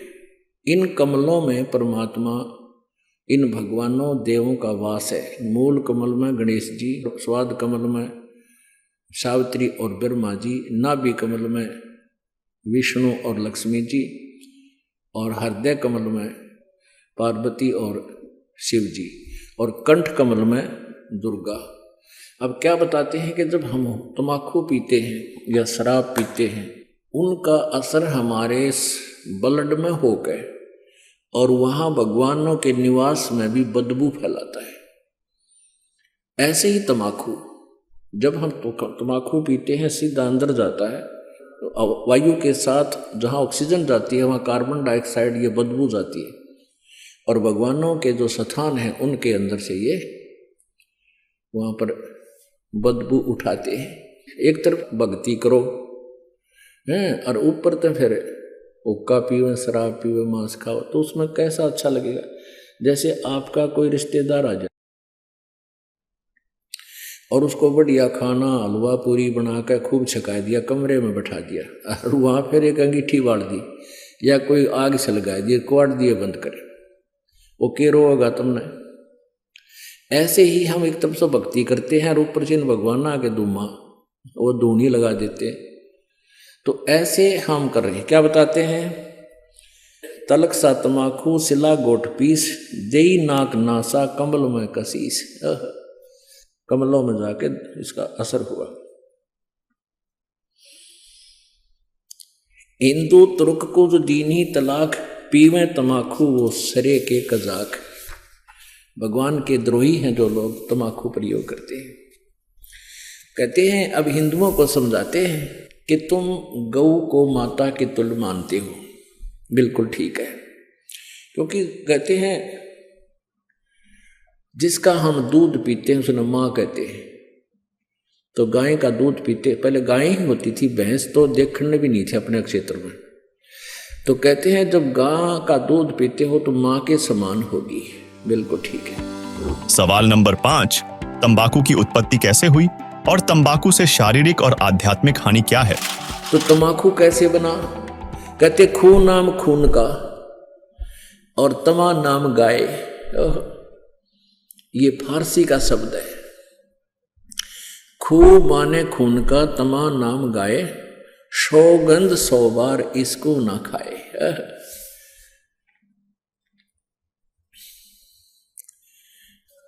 अब तमाकू यानी गाय का खून, एक पौराणिक कथा है। एक राजा का एक साधु था, ऋषि, पुण्यात्मा, कोई ब्राह्मण था, ऋषि कहो ब्राह्मण कहो। अब ये कोई अलग से नहीं थे, जातियां अलग नहीं थी, हम एक ही पिता की संतान थे। जो जैसे कर्म लग गया वो वैसा हो गया। जैसे एक घर में एक लड़का तो टीचर, वैसे कोई पोस्ट दूसरी लग रहा है, काल ही जाता है। और एक ने शास्त्री की वो कर ली परीक्षा पास, तो वो शास्त्री को वहां लग गया। घर तो एक है, माता पिता एक है, कुल एक है, जाति एक है, उनको न्यारे न्यारे नामा से पुकारा जाता है। एक न पटवारी का है, एक न शास्त्री का है। तो ऐसे ही पहले स्टार्ट ऐसा ही था। तो एक राजा का साडू भगत था, ऋषि। एक दिन उस राजा का जो लड़की ब्याह रखी थी, उसने अपनी बहन को निमंत्रण भेज दिया कि हमारे घर आओ भोजन पर। ऋषि की पत्नी ने अपने पति से कहा कि मेरी बहन का संदेशा आया है, उनके यहाँ भोजन करने चलना है। ऋषि बोला कि रहने दे भगवान, इन अपने ते ठाड्या के भीतर ना बढ़िया करते। एक समय एक ऊंट मर गया और एक गिद्दड़ जो है उस ऊंट ने खाता खाता अच्छा थोथा कर लिया अंदर से, और जो बाहर से चाम था वो सूख गया। और गिद्दड़ जो घना गहरा अंदर चला गया वो बंद हो गया पाछे, तो चाम कति सूख के खड़ंग हो रहा था, वो पड़ गया कि तो घना खुद गया। और गादड़ भीतर रुक गया, ना लकड़ा मार चुकल की रोए। एक हफ्ते पाछे वर्षा होगी, वर्षा होने तक वो नरम हो गया चाम, वो गादड़ फिर मार के सिर निकला, कसूती स्पीड फेंक पकड़ रहा। तो साथी बोले रहा कित गया था, जो बोला वह गया कि था, एक अनुभव तो हो गया, बोला अपने तो बड्डे का भीतर नहीं बढ़े। तो यहां ऋषि ने बहुत समझाया पर उसकी पत्नी मानी को ना, अक्के हो गया, नो तो जाया करें, ईसा के जुल्म कर रहा है नो सर। वो बोला ले चलता है, वो चले गए। अब राजा ने उसने 36 पकवान बना रखे, ये इधर उधर देख जरा बताओ भाई। अब ऋषि ने जिसा मन मार कर खाया वो वापस आ गए। अब उसकी पत्नी बोली कि हम नहीं बुलाना चाहिए, ये न्यो नत्य गल है। अब हफ्ते 10 दिन महीने पीछे ऋषि की पत्नी बोली हम नहीं बुलाना चाहिए। उसका पति बोला तो ठीक है ले करता हूँ व्यवस्था। तो उसने, क्योंकि संत के भगत के पास कमाई होती है अपने भक्ति की, धर्म पुण्य की, तो उसने ऊपर स्वर्ग में अपनी सुरती लाई, टेलीफोन कराया, तो स्वर्ग से एक कामधेनु मंगा ली। कामधेनु गाय जो मनोकामना पूर्ण करती है। ऊपर से एक टेंट आ गया बढ़िया, स्वर्ग से अलग एक टेंट लगा दिया। और ऋषि आसपास के ऋषि बुला लिए, भाई आज जो तुम्हारे राजा होगा उनका न्योता है, हमारा साधु है, सेवा करवा दिया। अब वो ऋषि साधु भक्त जो आसपास कुटिया में रहा करते जंगल में, वह भी आ गए। राजा ने नीचा दिखाने के लिए हजारों की संख्या में सैनिक ले लिए। अगर साधु की मरोड़ का दिखाऊंगा, मेरी जो है ना पूरी वाह वाह हो जाएगी। ये आग और नारी हमारे अंदर एक जलालत भरी पड़ी है। तो राजा ने सैकड़ों हजारों सैनिक ले लिए और आप भी चल पड़ा। अब ऋषि ने वहाँ जैसी व्यवस्था थी अपना घास फूस बिछा कर वहाँ टेंट लगवा दिए, बिस्तर बिछवा दिए, क्योंकि संतों के पास एक ऐसा धन होता है वो अपनी सिद्धि से बहुत कुछ व्यवस्था कर सकते हैं। अब सारे टेंट लगा रखे, टेंट टूटम फूस बिछा के ऊपर तो वो अच्छे बढ़िया वस्त्र बिछा रखे। तो भोजन शुरू हो गया। अब उसमें क्या था कि वहां जाकर के एक प्रार्थना करते थे कि इतने व्यक्तियों का भोजन तैयार हो, कामधेनु माता उतना ही तैयार हो गया। वो जावे और प्लेट ठा के सप्लाई करने लगे, सब छका दिए बढ़िया भोजन। राजा ने सोचा भाई वो भिखारी आदमी घास फूस खानिया और इतने बढ़िया भोजन ये लाया कहाँ से, हर प्रकार के जैसे राजा ने पकवान बनाए थे उसी टाइप के आइटम, पर उनसे भी स्वादिष्ट। जब सब खाना वाना खा लिया, राजा ने पूछा भाई कहाँ से लाए, ये भोजन कहाँ से बनवाया आपने? तो उसने कहा राजन, मैंने स्वर्ग से अपनी कमाई मत अपने पुण्य डिपॉजिट करवा के वहां से मंगाई है। एक कामधेनु है, इस कामधेनु गाय में इतनी वो है कि कितना ही भोजन करने लगे पूरी सेना भी जमाई जा सकती है। मेरे पास कई लाख सेना, बोला जी सारी सेना पूरी पृथ्वी ने भी जमा ले, चाहे इसने खाना खिला दे। राजा बोला सैनिकों इस गाय को छीन लो। साडू की यारी इतनी हो है, सैनिकों इस गाय को छीन लो और चलो, ये कंगाल के करेगा अपने काम आवेगी, राजा के घर पे जरूरत है इसकी। तब ऋषि ने कहा कि हे माता आप स्वर्ग चली जाइए, मेरी काबू से बाहर बात हो गई है। तो ऐसे ही वो गौ जो है ना कामधेनु उस टेंट को चीरती हुई आकाश में उड़कर चल पड़ी। राजा ने तीर मारा, वह खुरमर लग गया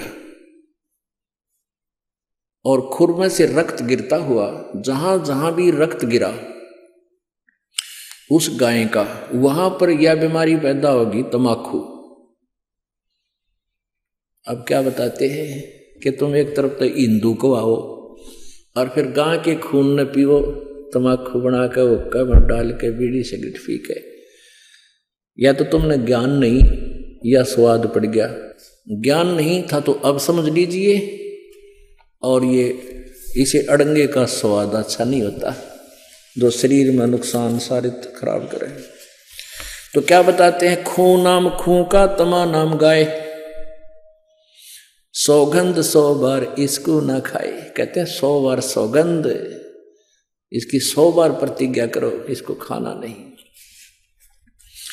गधे समान कौआ कर्म के कुलीन, पीवे तमाकू सो जम के आधीन।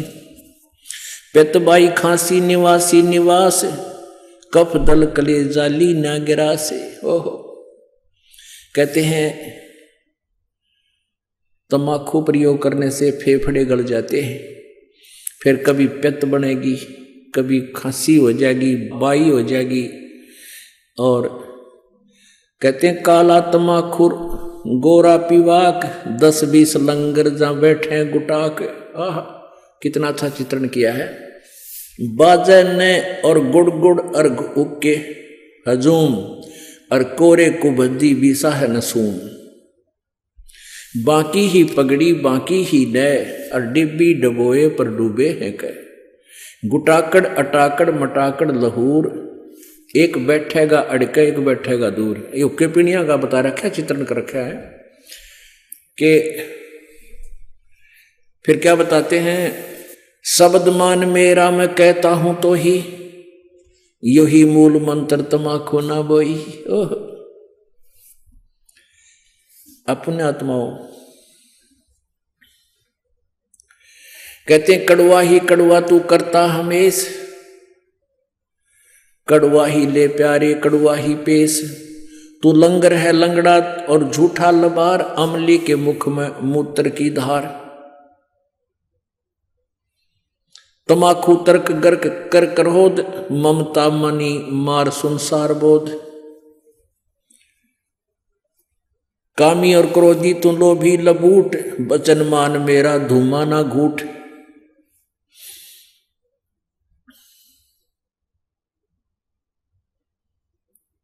अब क्या बताते हैं, जो ओका पीते हैं ना उनके उर की कैसी सेटिंग होया करते, हम देखा करते हैं। एक यहाँ बैठा है, 2-3 तो आसपास बैठेंगे, एक थोड़ा सा उड़ा ही बैठेगा नू, अन्नू कहला सरकाइए मेरे का ना, इतनी दूर बैठ के जो करिए मेरे गाने भी। इसमें क्या बताते हैं, और बैठ के बतलावेंगे उनकी चर्चा सुनन जोगी होया करें। कहते राजनीति की हैं, क्या किसी की और भाई फलाने का नहीं वगैरह नाश होगा उनका तो। यानी हुक्के पे बैठ के कोई राम नाम की चर्चा तो हमने कभी सुनी को ना, ने एंड बैंड को क्या है कि को किसी की फलाने की धकड़े की सारे गांव की चर्चा उड़ो 2 घंटे हम कर लेंगे। और ओका पीणिया न्यू क्या कर रले मेरा वाला कड़ुआ है यू भर ले, तमाकू कड़ुआ यानी अच्छा कड़ुआ वो बढ़िया लगे। तो क्या बताते हैं उसके बारे में, काला तमाकू और गोरा पीवाक 10-20 लंगर जहाँ बैठे गुटाक 10-20 होकर तो करते बैठ जाए गुटाक यानी तमाकू पीनी है। बाजे नए गुड़ गुड़ और हुक्का हजूम और कोरे कुबद्दी बीसा है नसूम, यानी कोई राम नाम की चर्चा नहीं, कोई इधर उधर की आंकेंगे। बाकी ही पगड़ी और बाकी ही नए टेढ़े पगड़े प्यार नौकर को और डिब्बी डबोए पर डूबे हैं कह ने कितना न डबोंगे ये ऐसे एक्टिंग करके। कहते गुटाकड़ अटाकड़ मटाकड़ लहूर, एक बैठेगा अड़के एक बैठेगा दूर, गुरुड़ गुरुड़ गुरुड़। शब्द मान मेरा मैं कहता हूं तो हे, ओए होए देख कितना निर्मल समाधान बताया परमात्मा ने। कहता है सुखन मान मेरा, मेरी बात सुन ले, और कहता हूं तो ही यही मूल मंत्र, तमाकू ना बोइयो। अब बोआंगे नहीं तो मिलेगा नहीं। आज सरकार ने भी धूम्रपान पर जो है ना बैन लगा दिया और तमाकू को बीजने पर भी बैन लगा दिया। और परमात्मा ने आज से 250-600 वर्ष पहले कहा था कि यही मूल मंत्र है इस पिस्त बुराई ते पंडा छुटवाण का, कि इस तमाकू को बोइयो मत ना। क्या बताते हैं, तू लंगर है लंगड़ा और झूठा लबार, अमली के मुख में मूत्र की धार। अब जब ये शरीर छोड़कर जागा, वहां यम के दूत इन ओका पीड़िया ने न्यारे पटकेंगे ठाके और उनका मुंह में मुत्या करें। नौकेंगे ले प्यारे तो कड़ुआ घना पिया करता है, कड़ुआए पी। कहते हैं ये सत्कर मानना पुण्यात्माओं, दास नहीं कह रहा, ये भगवान का आदेश है, ज्ञान है और ये सत्य है। हमारे ना जच्चा हमारी नालायकी है, अपनी बुद्धि की सोच है।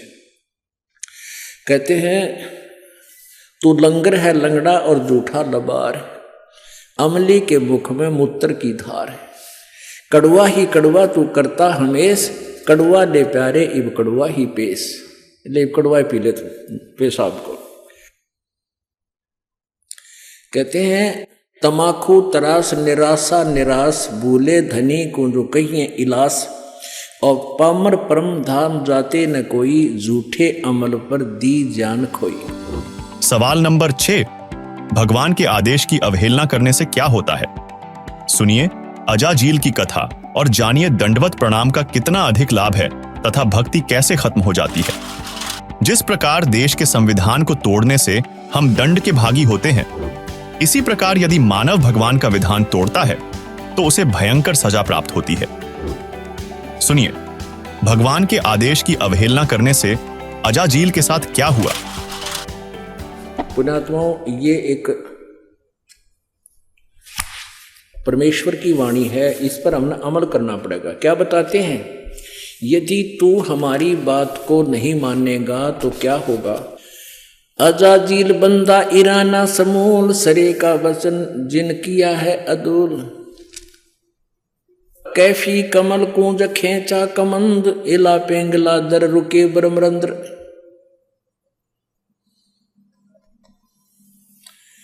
अब क्या बताते हैं कि कैफी कमल जो खेचा कमंदो, यानी कमल के अंदर जाकर के इसका जो ना प्रवेश हुआ, और इला पेंगला दर रुके ब्रह्मरंद्र, इस तमाकू से ऐसा होगा। अब इसमें क्या ये ना समझना कि वैसे सिंपली वैसे ही परमात्मा ने जो लिखा, नहीं, परमात्मा का साधारण सा आदेश भी हमने पालन करना होगा। इसमें क्या बता रहे हैं कि अजाजील बंदा ईराना गया और सिरे का सुखन सवाल उसने माना नहीं। एक अजाजील नाम का बंदा था। पुण्यात्माओं, आप जी को यहाँ 5 यज्ञ करवाई जाती है, ट्रेनिंग दी जाती है आपको भगवान के दरबार में प्रवेश करने के लिए। एक यज्ञ है धर्म की, दूसरी यज्ञ है ध्यान, और तीसरी यज्ञ हवन की, चौथी यज्ञ प्रणाम, और 5वीं यज्ञ है ये ज्ञान की। तो जैसे हम अभी तक क्या करते रहे, जैसे कोई तो हवन ही करता रहा, कोई केवल भंडारे आदि कराता रहा कि तो चिड़िया न दाने डाल देता पक्षियों को, ये धर्म भंडारे इस तरह करते रहे, धर्म यज्ञ। और कोई प्रणाम करता रहा।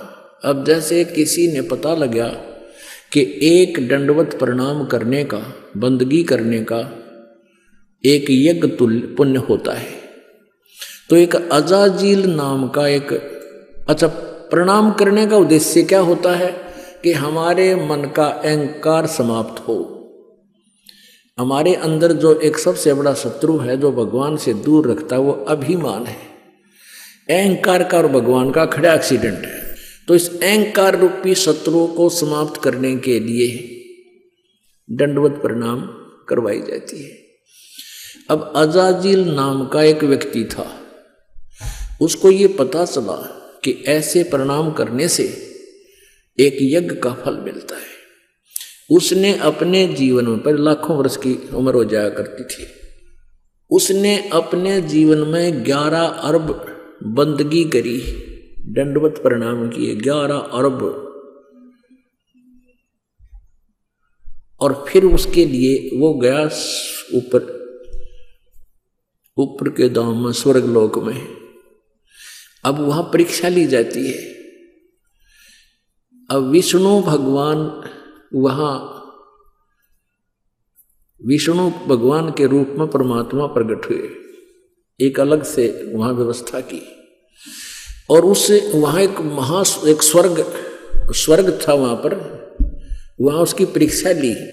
भगवान विष्णु खड़े, अजाजील चले गए, शरीर तो यहां छोड़ गए, इसके अंदर जो शरीर था वो उस प्रणाम रूपी यज्ञ के कारण उसके अंदर एक तेज पैदा हो गया, यानी नूरी शरीर बन गया उसका, उस भक्ति की कमाई, उसकी साधना से, उस साधना से। तो वहां जब वो पहुंचा तो भगवान ने सोची कि इसने बंदगी की है, इसकी परीक्षा लेता हूं। तो अजाजील से कहा कि अजाजील, तेरे अंदर बहुत भक्ति होगी है, और एक व्यक्ति उत्पन्न कर दे, एक बच्चा उत्पन्न कर, लड़का उत्पन्न कर, युवा। वो कहना जी कैसे करूं? भगवान ने कहा कि तू यूं कह दे कि नर भव है। उसने कह दिया नर भव है। ऐसे कहते ही सामने एक नौजवान बालक 15-20 वर्ष का सामने खड़ा हो गया, प्रकट हो गया। अब भगवान ने कहा कि अजाजील अब इसको बंदगी कर दे, प्रणाम कर इसको। अजाजील बोला ना, मत ना करूं, ये तो मेरा बेटा है, मेरे वचन से पैदा हुआ है, तो मेरा उत्पन्न किया हुआ मेरा पुत्र है, और बेटे को बाप प्रणाम करे, डूब कर मर जाए इसका अच्छा से। अब परमात्मा ने सोचा यो अपना कर्म बिगाड़ दिया, नरक निकम्मे ने इतनी मेहनत करी, यो खो दिया काम। कहा तू कर ले, प्रणाम कर ले। इसने अकना मैं ना करूं, मेरा धर्म बिगाड़ दे। अपने बनाए हुए मैन्युफैक्चर, अपने पैमाने हमारे ये प्रतिकर्म बिगाड़ने के। अब भगवान ने सोचा इसको थोड़ा ग्रेस मार्क दे दूंगा, इसकी कमाई बिगड़ेगी। एक गेट था, ऐसा गेट था, बैक गेट ऐसा बना रखा था कि कोई भी व्यक्ति है उसमें से झुककर ऐसे तब उस बाग बगीचे में जाता था, सैर सपट्टे को। वैसे तो मेन गेट अलग था, इधर उधर से जाना होता तो ऐसे शॉर्टकट जाना होता तो नीचे झुककर जाना पड़ता था। नो ऐसा गेट बना रखा, ऊपर फूल फाल बेल बाल लगी हुई है। तो उस लड़के से कहा भगवान विष्णु ने कि जा बेटा इस गेट के परली तरफ खड़ा हो जा, दरवाजे थे। वो उधर चला गया। भगवान बोले विष्णु जी कि आजा अजाजील, तुझे सैर सपट्टा करा के लाता हूं। अब भगवान मुकुट समेत उसमें झुक के, सामने वो लड़का खड़ा है, ऐसे झुक के निकल गए और कहा आजा अजाजील मेरे साथ साथ। ने बोला मैं सारी जानू तेरी, तू छलिया है, फिर मेरी हंसी करेगा। न्यू का देखा ना, करवा दिया प्रणाम, न्यू हो गया ना, न्यू कह देगा तू, हो गया तेरा प्रणाम, देख लिए, मैं सारी जानू, मैं ना करूं। अब परमात्मा ने सोची थी कि इसकी या कमाई बच जाएगी ना, गधा बनेगा यो डकमी आत्मा। विष्णु जी ने कहा आ जा तू, ना मैं ना हूं। बोला जा तेरी सारी कमाई कैंसिल, और वापस आकर गधे की योनि में गया। तो पुण्यात्मा यहां एक उदाहरण दिया है इसमें कि अजाजील अराना गया, अजाजील बंदा इराना समूल, और सरे का वचन जिन कीन्हा अदूल। कि जिस प्रकार परमात्मा के वचन का उल्लंघन करने से, अवहेलना करने से अजाजील का नाश हो गया, सारी भक्ति नष्ट होगी, गधे की योनि में गया। ऐसे ही यदि आप जी इस भक्ति मार्ग में हमारा ये आदेश है कि तम्बाकू, शराब, मांस, बीड़ी छूना नहीं है, और आप फिर भी बाज नहीं आते हो, तो आपकी भक्ति कतई नष्ट हो जाएगी। ये आदेश पालन ना करने से जिस प्रकार अजाजिल का नाश हो गया, ऐसे आपका काम बिगड़ जाएगा। सवाल नंबर 7। हर की पैड़ी हरिद्वार में 25,000 साधु संत आपस में लड़कर क्यों मर गए थे? जानिए त्रिगुण उपासकों के कारनामे। आज से लगभग 353 वर्ष पूर्व हरिद्वार में हर की पैड़ियों पर शास्त्र विधि रहित साधना करने वालों के कुंभ पर्व की प्रभि का संयोग हुआ। वहां पर सर्व त्रिगुण उपासक महात्मा जन स्नानार्थ पहुंचे। गिरि, पुरी, नाथ, नागा आदि तमोगुण भगवान श्री शिव जी के उपासक तथा वैष्णो सतोगुण भगवान श्री विष्णु जी के उपासक हैं। प्रथम स्नान करने के लिए नागा तथा वैष्णो साधुओं में घोर युद्ध हो गया। लगभग 25,000 त्रिगुण उपासक मृत्यु को प्राप्त हुए। जो व्यक्ति जरा सी बात पर नरसंहार, कत्ले आम कर देता है, वह साधु है या राक्षस, स्वयं विचार करें। आम व्यक्ति भी कहीं स्नान कर रहे हों और कोई व्यक्ति आकर कहे कि मुझे भी कुछ स्थान स्नान के लिए देने की कृपा करें, तो आम व्यक्ति भी शिष्टाचार के नाते कहते हैं कि आओ आप भी स्नान कर लो। अब सुनिए इस विषय में संत गरीबदास जी ने क्या कहा है। सन्यासी 10 नाम कहावे, शिव शिव करे न संशय जावे। निर्वाणी नी कच्छ निसारा, भूल गए हैं ब्रह्म द्वारा। यो भी वैदा है वैदे से भेद अलैदा, यो भी वैदा वैदा क्यों जाना, हम सतगुरु बैठे न्यू जाना।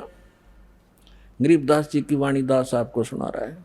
अब क्या बताते हैं, कंठी माला और मृगछाला ये सिर पर जटा रखावे हैं।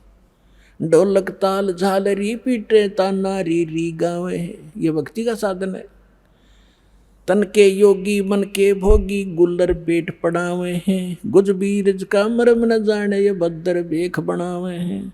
करवा और कॉपी न लिए जा, बनखट गुफा बनावे हैं। खुदा कुत्ती गट में दूती, फिर गृह द्वारे आवे हैं। तो परमात्मा कहते हैं घर त्याग दिया, जंगल में जा बैठा, सांझ तक कर देगा एक दिन पूरी। अगले दिन भूख लग गई गजब की, और फिर लेकर लोटा जोड़ी ठाक है गृहस्थी के द्वारा होगा, दिए माई दिए माई। अरे घर में सारी सुविधा थी, समय पर रोटी खाओ, अपना धंधा करो और भगवान बजो जो मंत्र से ही दे रखे। काशी गया प्रयाग महोदय, जगन्नाथ को जावे हैं। लोहागर और पुष्कर पर से वहाँ द्वारका दाग दगावे हैं। यो भी वैदा वैदे से भेद अलैदा, वैदा क्यों जाना, हम सतगुरु बैठे यूं जाना। अब जैसे क्या बताया है, तीर तुपक तलवार कटारी, जमदड़ जोर बदावे हैं। हर पैड़ी हर हेत न जाना, वाजा तेग चलावे हैं। ये साथ जैसे एक बार कुंभ का मेला भरा था, ये तीनों गुणों के उपासक, रजगुण ब्रह्मा, सतगुण विष्णु, तमगुण शिव जी। तो विशेषकर ये एक बार कुंभ के मेले के पर्व का संयोग हुआ था इनके अनुसार हर की पैड़ी पे।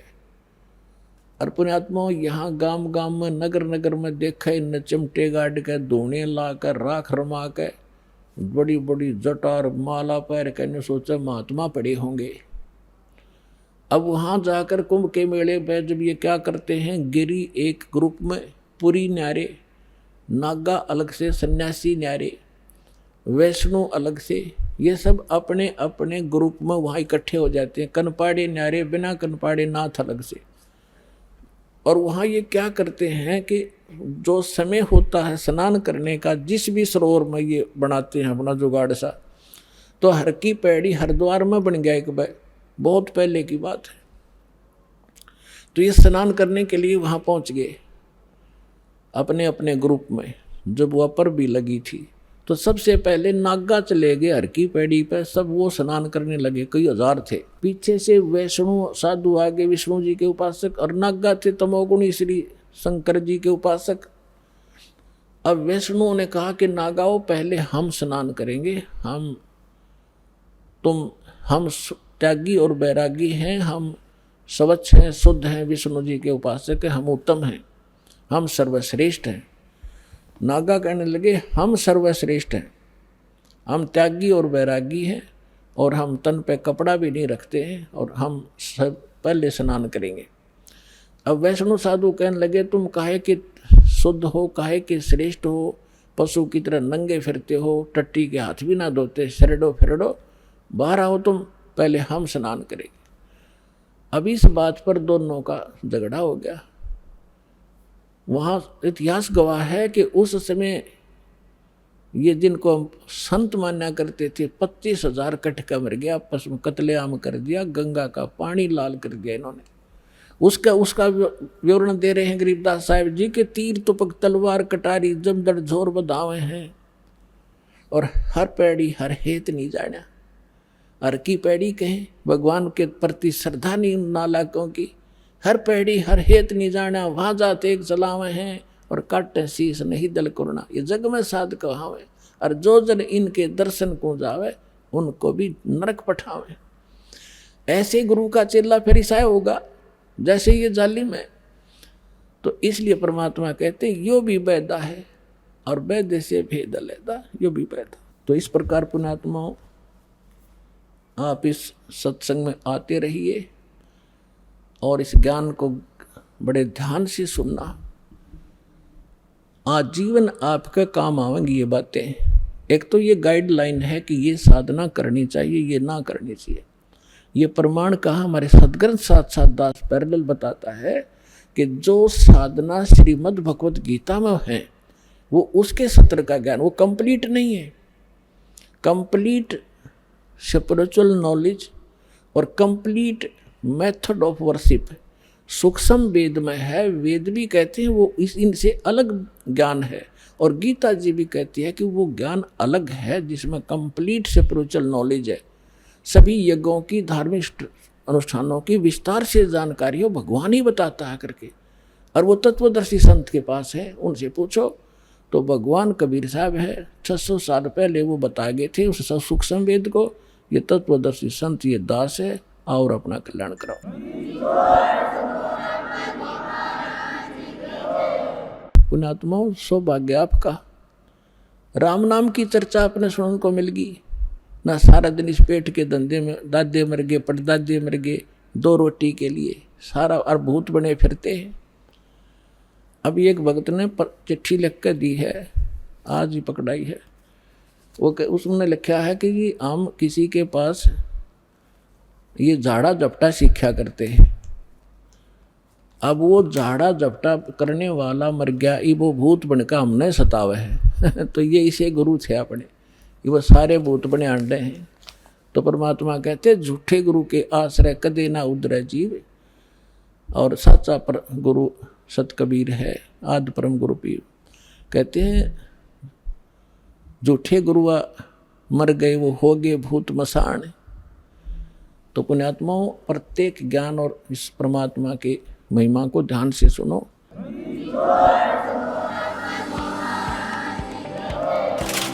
अब सुनिए इन त्रिगुण उपासकों के विषय में सूक्ष्म वेद में क्या कहा गया है।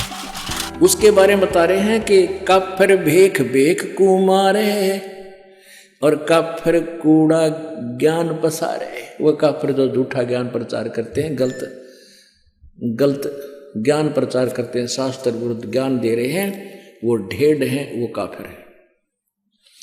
काफिर भेख भेख कुमारे, काफिर कूड़ा ज्ञान पसारे, जो झूठा ज्ञान प्रचार करते हैं। काफिर कीर्ति नालक है, धर्म दया व्यवहारे, गरीब दास कैसे बचे उसने जाना जम द्वारे। कहते हैं काफिर जो हैं ये बात को मानने को नहीं, तो जाना ही काल के लोक में है।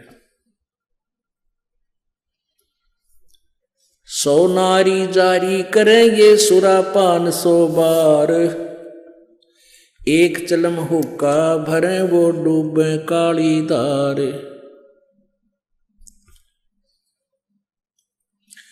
गरीब सूर गऊ को खाते हैं ये शंखा नहीं सलेस, शंकर से सतगुरु मिले इनका न तो न लगे उपदेश। सूर गऊ को खाते हैं ये भक्ति बेहुने राड, भांग तमाकू खा गए सोचा बत है हाड। गरीब भांग तमाकू पीवे ही ये गोसत मदरा आहार, चंद सूर की आव लगिए चोला धरे बेगार। भांग तमाकू पीवे ही सुरापान से हेत, गोसत मिट्टी खा करिए जंगली बने परेत। भांग तमाकू चाबे ही ये नास नाक में देत, सो तो ईराने गए जो भड़बूजे का रेत। भांग तमाकू पीवे ही ये गोसत गला कबाब, और मोर मर्ग को मार खाते हैं ये देंगे कहाँ जवाब। आला पाला खावे थी या बकरी भेड़िया बाग, सोरू माँ बख्शन करिए कर्म आपने बाग। कुरडी पर गद्धा चरे ये बोले राग रमंड, और वेद कपती बाँच कर वो खा गए मुर्ग अंड।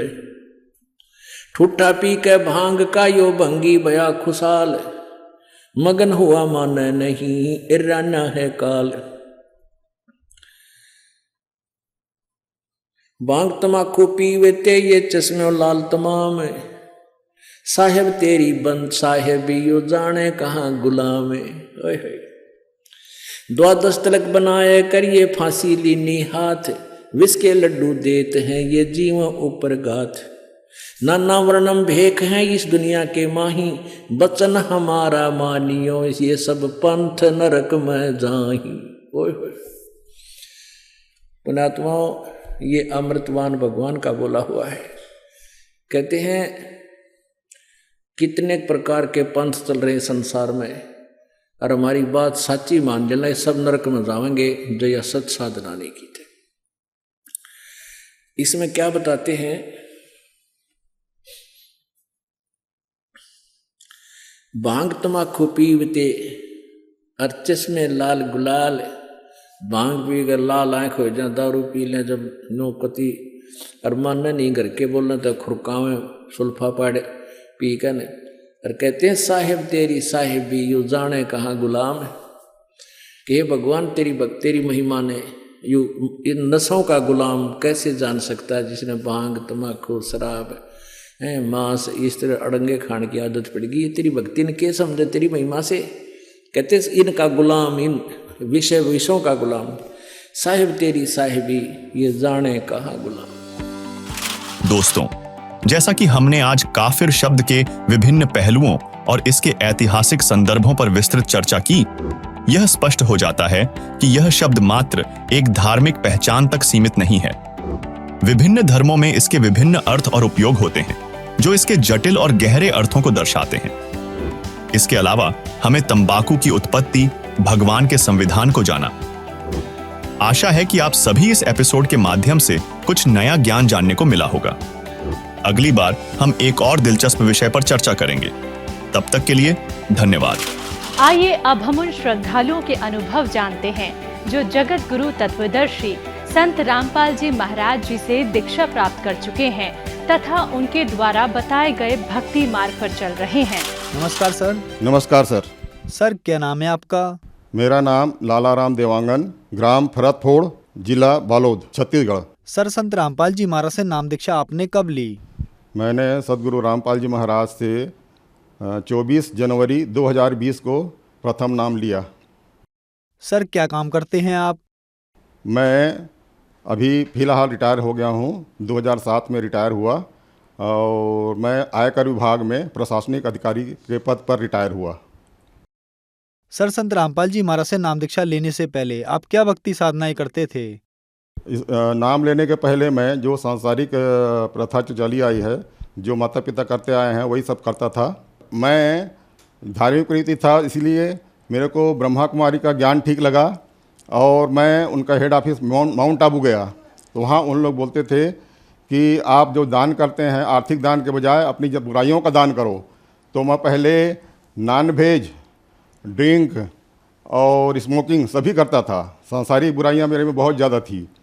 तो मैं सभी को मतलब संकल्प कर दिया था कि मैं सब छोड़ दिया। पर 1983 में गया था मैं, उसी समय से मेरा नॉन वेज छूटा। उसके बाद फिर मैं स्मोकिंग शुरू कर दिया, फिर ड्रिंक भी शुरू कर दिया। तो ये सब धीरे धीरे 92 में मेरा ड्रिंक छूटा। मेरी माँ बोलती थी, बेटा आप संसार में बहुत दुख पाते हुए हुआ हो, कभी भी कैसे भी संकट आए भगवान को मत भूलना। ये मेरे माँ के वचन थे। तो फिर संत रामपाल जी महाराज की शरण में आपका आना कैसे हुआ? कैसे आए आप संत रामपाल जी महाराज की शरण में? माँ के इन्हीं शब्दों के कारण मैं शुरू से ही धार्मिक प्रवृत्ति का हूँ। और मैं रिटायर होने के बाद भी मेरा ये था नित्य क्रिया, मतलब कि मैं न्यूज़ सुनता था और धार्मिक चैनल देखता था। तो वहीं देखते देखते देखते देखते एक रोज़ मेरे को साधना टीवी चैनल लग गया। तो मैं उसके प्रवचन सुनना शुरू किया, तो मेरे को बहुत अच्छा लगा। तब से मैं उनको सुनता रहा और उनसे मेरे बहुत ज्ञान हुआ। और इसके पहले भी मैं जब पढ़ता था तो कबीर के दोहे मेरे को बहुत प्रिय लगते थे, मेरी आत्मा मोहित हो जाती थी। तो बचपन से ही मैं बहुत दुखी रहता था, बहुत तकलीफ झेलता था। तो अब समझ में आया कि मेरे जो भी पक्ष के माता पिता दोनों पक्ष के रिश्तेदार, नज़दीकी रिश्तेदार थे, वो मेरे से जलते थे और वही लोग भूत प्रेत भेज के मुझे परेशान करते थे। तो मैं इतना बीमार रहता था कि मेरे को क्या क्या बीमारी है वो भी समझ नहीं आता था। फिर धीरे धीरे करके जो भी दवाई करता था तो फ़ायदा नहीं करती थी दवाई। और मेरे को हार्ट अटैक 2003 में आया। तो उस समय डॉक्टर बोला कि आपको स्मोकिंग आपके लिए जहर है, इसको छोड़ देने में ही आपकी भलाई है। तो मैं उसको भी छोड़ा। और ऐसा करते करते पहले 2003 में मैं हार्ट प्रॉब्लम से ग्रसित था। वैसे तो अनेक बीमारियां थी, मेरे खुद समझ नहीं आता था कितनी बीमारी है मेरे में। और क्या बोलते हैं, उसके बाद फिर 2014 में मेरे को अल्सरेटिव कोलाइटिस का प्रॉब्लम हुआ। तो उसका भी कई डॉक्टरों से इलाज कराया, पर अंत में मैं रायपुर में डॉक्टर सोलंकी जो हैं कुलदीप सोलंकी, उनसे इलाज कराया। तो उसी समय मैं परमात्मा के शरण में भी आ चुका था। तो वहीं से मेरे को फ़ायदा होना शुरू हुआ। सर, क्या क्या बीमारियां थी आपको? मेरे को तो वैसे बहुत सारी बीमारियां थी, मेरे को खुद समझ नहीं आता था। पर मेन बीमारी बताता हूं मैं। 2003 में मेरे को हार्ट अटैक आया। तो उसमें चेक किए तो डॉक्टर लोग बताया कि आपका ब्लॉकेज बहुत ज़्यादा है, 40% से 90%, 99% तक के। तो मैं डर गया। फिर भगवान, ये सुना था कि ऑपरेशन होता है करके, तो मैं भगवान से मनाया कि मेरा ऑपरेशन ना हो और मेरा ठीक हो जाऊं। तो उन लोगों ने, डॉक्टर पैनल ने बताया कि आपको ऑपरेशन नहीं करवाना है, आपको ज़िंदगी भर दवाई खाते रहना है। और मैं ज़िंदगी भर दवाई खाते रहा। पर मेरे को असर जो दूसरी बीमारी जो है 2014 में हुआ, तो वो अल्सरेटिव कोलाइटिस बोलते हैं, उसमें भी बहुत परेशान था मैं। मेरे को बार बार दस्त आता था, कमर से उठ भी नहीं पाता था, फिर लग जाता था। तो वो डॉक्टर बोला कि आपकी अतड़ी बाहर आ जाएगी, आप दवाई नहीं खाओगे, परहेज नहीं करोगे तो आपकी अतड़ी बाहर आ जाएगी और आप बहुत परेशानी में पड़ जाओगे। तो फिर उस डॉक्टर को मैं किया और फिर उसको मैं पता चला कि मैं सुपर स्पेशलिस्ट डॉक्टर सोलंकी हैं, डॉक्टर कुलदीप सोलंकी, रायपुर। तो वहाँ गया। तो वहाँ से उन्होंने जो भी किया वो मेरा फ़ायदा होना शुरू हुआ। उस समय मैं परमात्मा सदगुरु रामपाल जी महाराज के शरण में आ चुका था। तब से मुझे सब फायदा करने लगा और मैं अब पहले से बेहतर हूँ। और मेरे में सांसारिक जो बुराइयाँ थी सब वो भी ख़त्म हो गई। जो भी मैं बताया पहले, जो भी नशा करता था, ये करता था, नॉन वेज खाता था, सब छूट गया मेरे से। सर, ये आपके हाथ में क्या है? ये मेरा जो अल्सरेटिव कोलाइटिस था, रायपुर में जो मेरा ट्रीटमेंट मिला, उसका रिपोर्ट है ये। सर, जैसे कि आपने बताया कि आपको अल्सरेटिव कोलाइटिस नाम की बीमारी थी और भी काफी बीमारियां थी आपको, तो क्या संत रामपाल जी महाराज से नाम दीक्षा लेने के बाद आपकी ये बीमारियां ठीक हुई? हाँ सर, मैं 24 जनवरी को नाम दीक्षा लिया सदगुरु रामपाल जी महाराज से, और 29 जनवरी को मैं उनके पास गया, डॉक्टर सोलंकी के पास, रायपुर वाले के पास। तो उन्होंने मेरा कोलोनोस्कोपी किया, तो कोलोनोस्कोपी से पता चला कि आपका बहुत सीवियर हो गई बीमारी और फैलते जा रही है। तो मैं उनको ये भी बताया कि सर मेरे को ऊपर भी प्रॉब्लम होता है। तो उन्होंने एंडोस्कोपी किया मेरे गले का, और गले में पता चला उनको कि आपका वो जो बीमारी है फैलते फैलते ऊपर तक आ गई है, और आपके सूजन भी हो गए हैं भोजन नली में, और संकुचित हो गया, इसलिए आपको खाने पीने में भी तकलीफ होती है। तो उन्होंने उसको भी ठीक किया। फिर मेरे को ये जो चमत्कार जो लगता है मेरे परमात्मा सदगुरु रामपाल जी महाराज का ही लगता है, क्योंकि उसके पहले मैं बहुत परेशान रहता था, उनके कारण ही मैं ठीक हो पाया। मैं इतना भावुक हूँ कि मैं बोल नहीं पा रहा हूँ। मैं उनको उपकार कैसे भूलूँ, मेरे सदगुरु परमात्मा रामपाल जी महाराज का। तो उसके बाद ये कोलोनोस्कोपी से ये पता चला। फिर ऊपर के प्रॉब्लम के लिए उन्होंने बोला कि आपका एंडोस्कोपी करना पड़ेगा। तो इधर गले का, छाती का एंडोस्कोपी किए उन्होंने, तो पता चला कि आपका तो बहुत भयंकर फैल गया है बीमारी, और ऊपर भी आपको खाने में तकलीफ होती होगी। उन्होंने बहुत सही पता लगाया।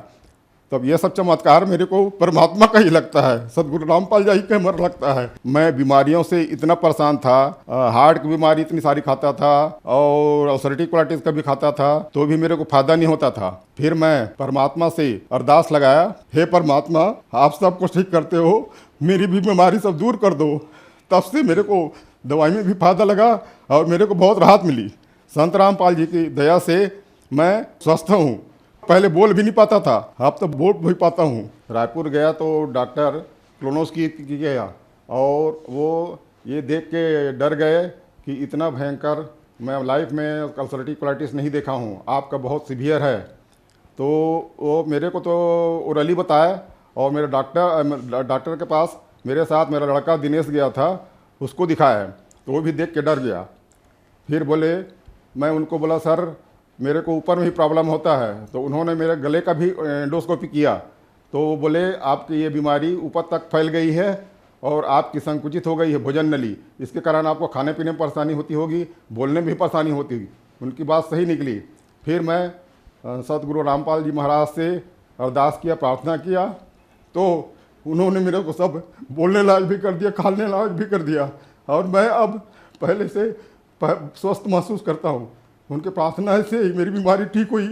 ये मेरा एंडोस्कोपी किए, जो कि उसके खराबी जो है गले की पता चलती है, तो छाती और गला में उनको पता चला, और वो बोले आपकी ये बीमारी फैलते फैलते ऊपर तक आ गई है, और आपकी भोजन नली बहुत ज़्यादा संकुचित हो गई है, और ये मेरा एंडोस्कोपी रिपोर्ट है। अब मैं सदगुरु रामपाल जी महाराज की दीक्षा लेने के बाद, नाम दीक्षा लेने के बाद, मैं अब पूर्ण रूप से स्वस्थ महसूस करता हूँ, और मैं सांसारिक कामों में भी कर सकता हूँ। हालांकि मेरे को शिथिलता है, फिर भी पहले मैं इतना निर्बल हो गया था कि कुछ भी चल नहीं सकता था, न बोल नहीं सकता था, न ड्राइव कर सकता था, कुछ नहीं कर सकता था।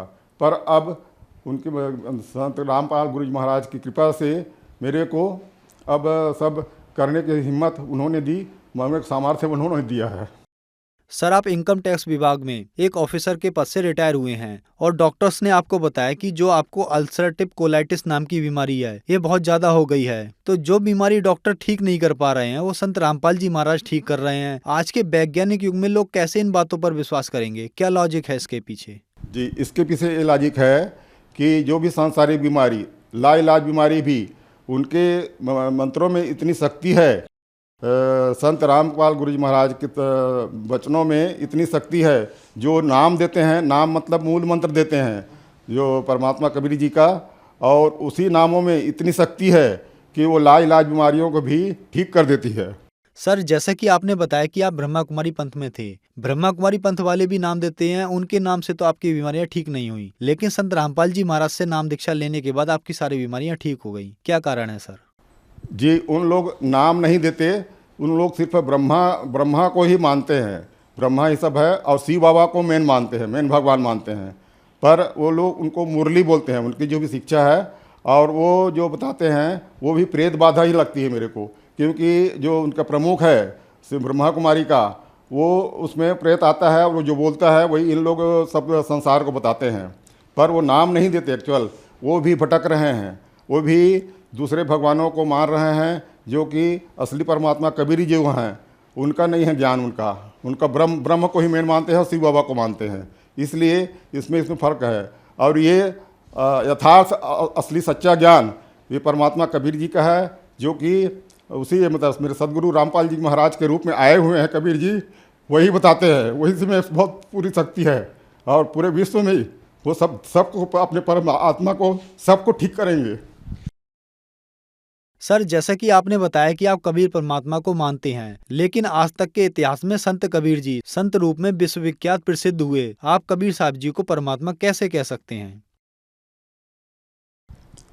मैं भी संत रामपाल जी महाराज का सत्संग सुन के ही, क्योंकि वो वेदों से, गीता से, जितने भी सदग्रंथों से वो खोल कर बताते हैं कि ये देखिए यहाँ प्रमाण। और 600 पहले कबीर परमात्मा खुद आए थे और उनकी बातों में भी विश्वास नहीं करते थे, क्योंकि आजकल के पंडित लोग जो नकली गुरु हैं वो सब काल के भेजे हुए हैं और उनका ज्ञान अधूरा ज्ञान है, भ्रमित ज्ञान है, उससे कोई कल्याण नहीं होने वाला है। कल्याण होगा तो सिर्फ संत रामपाल जी महाराज गुरु जी के वचनों से होगा, उनके शरण में जाने से, उनके नाम लेने से ही होगा, उसका और कोई इलाज नहीं है।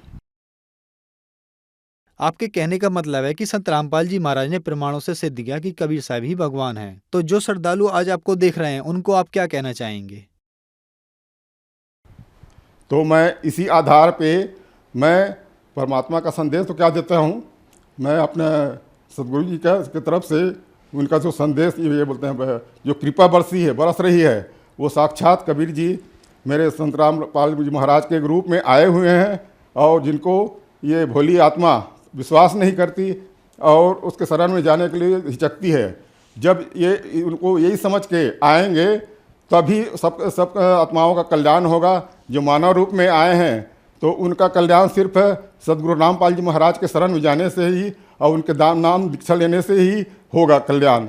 ये आत्म कल्याण करना ही मानव जन्म का मुख्य उद्देश्य है, ये भी वो बताते हैं।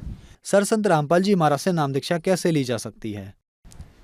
संत रामपाल जी महाराज से नाम दीक्षा, उनका जो सत्संग आता है टीवी पे, उसमें नीचे पट्टी चलती है जिसमें नंबर दिए रहते हैं, उस नंबर पे आप फ़ोन करके आप अपना नाम पता वगैरह दें तो आपको उनका क्या है, जगह जगह हर जगह नामदान केंद्र खुला हुआ है।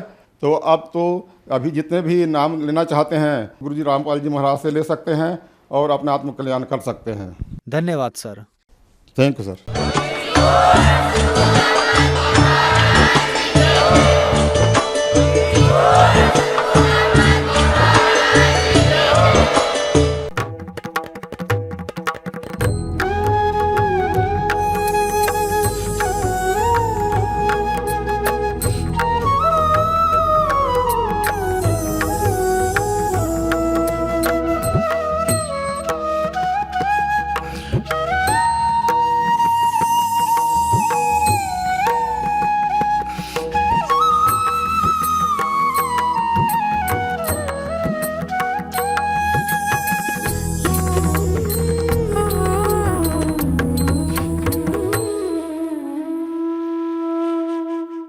आप सुन रहे थे जगत गुरु तत्वदर्शी संत रामपाल जी महाराज जी के मंगल प्रवचन। अधिक जानकारी के लिए विजिट कीजिए हमारी वेबसाइट www.jagatgururampalji.org। संत रामपाल जी महाराज जी के शुभ आशीर्वाद से पूरे विश्व भर में 500 से भी ज्यादा नाम दीक्षा केंद्र हैं, जिन पर संत रामपाल जी महाराज जी द्वारा ऑनलाइन निशुल्क नाम दीक्षा दी जा रही है। अपने नजदीकी नाम दीक्षा केंद्र का पता करने के लिए संपर्क करें 8222880541।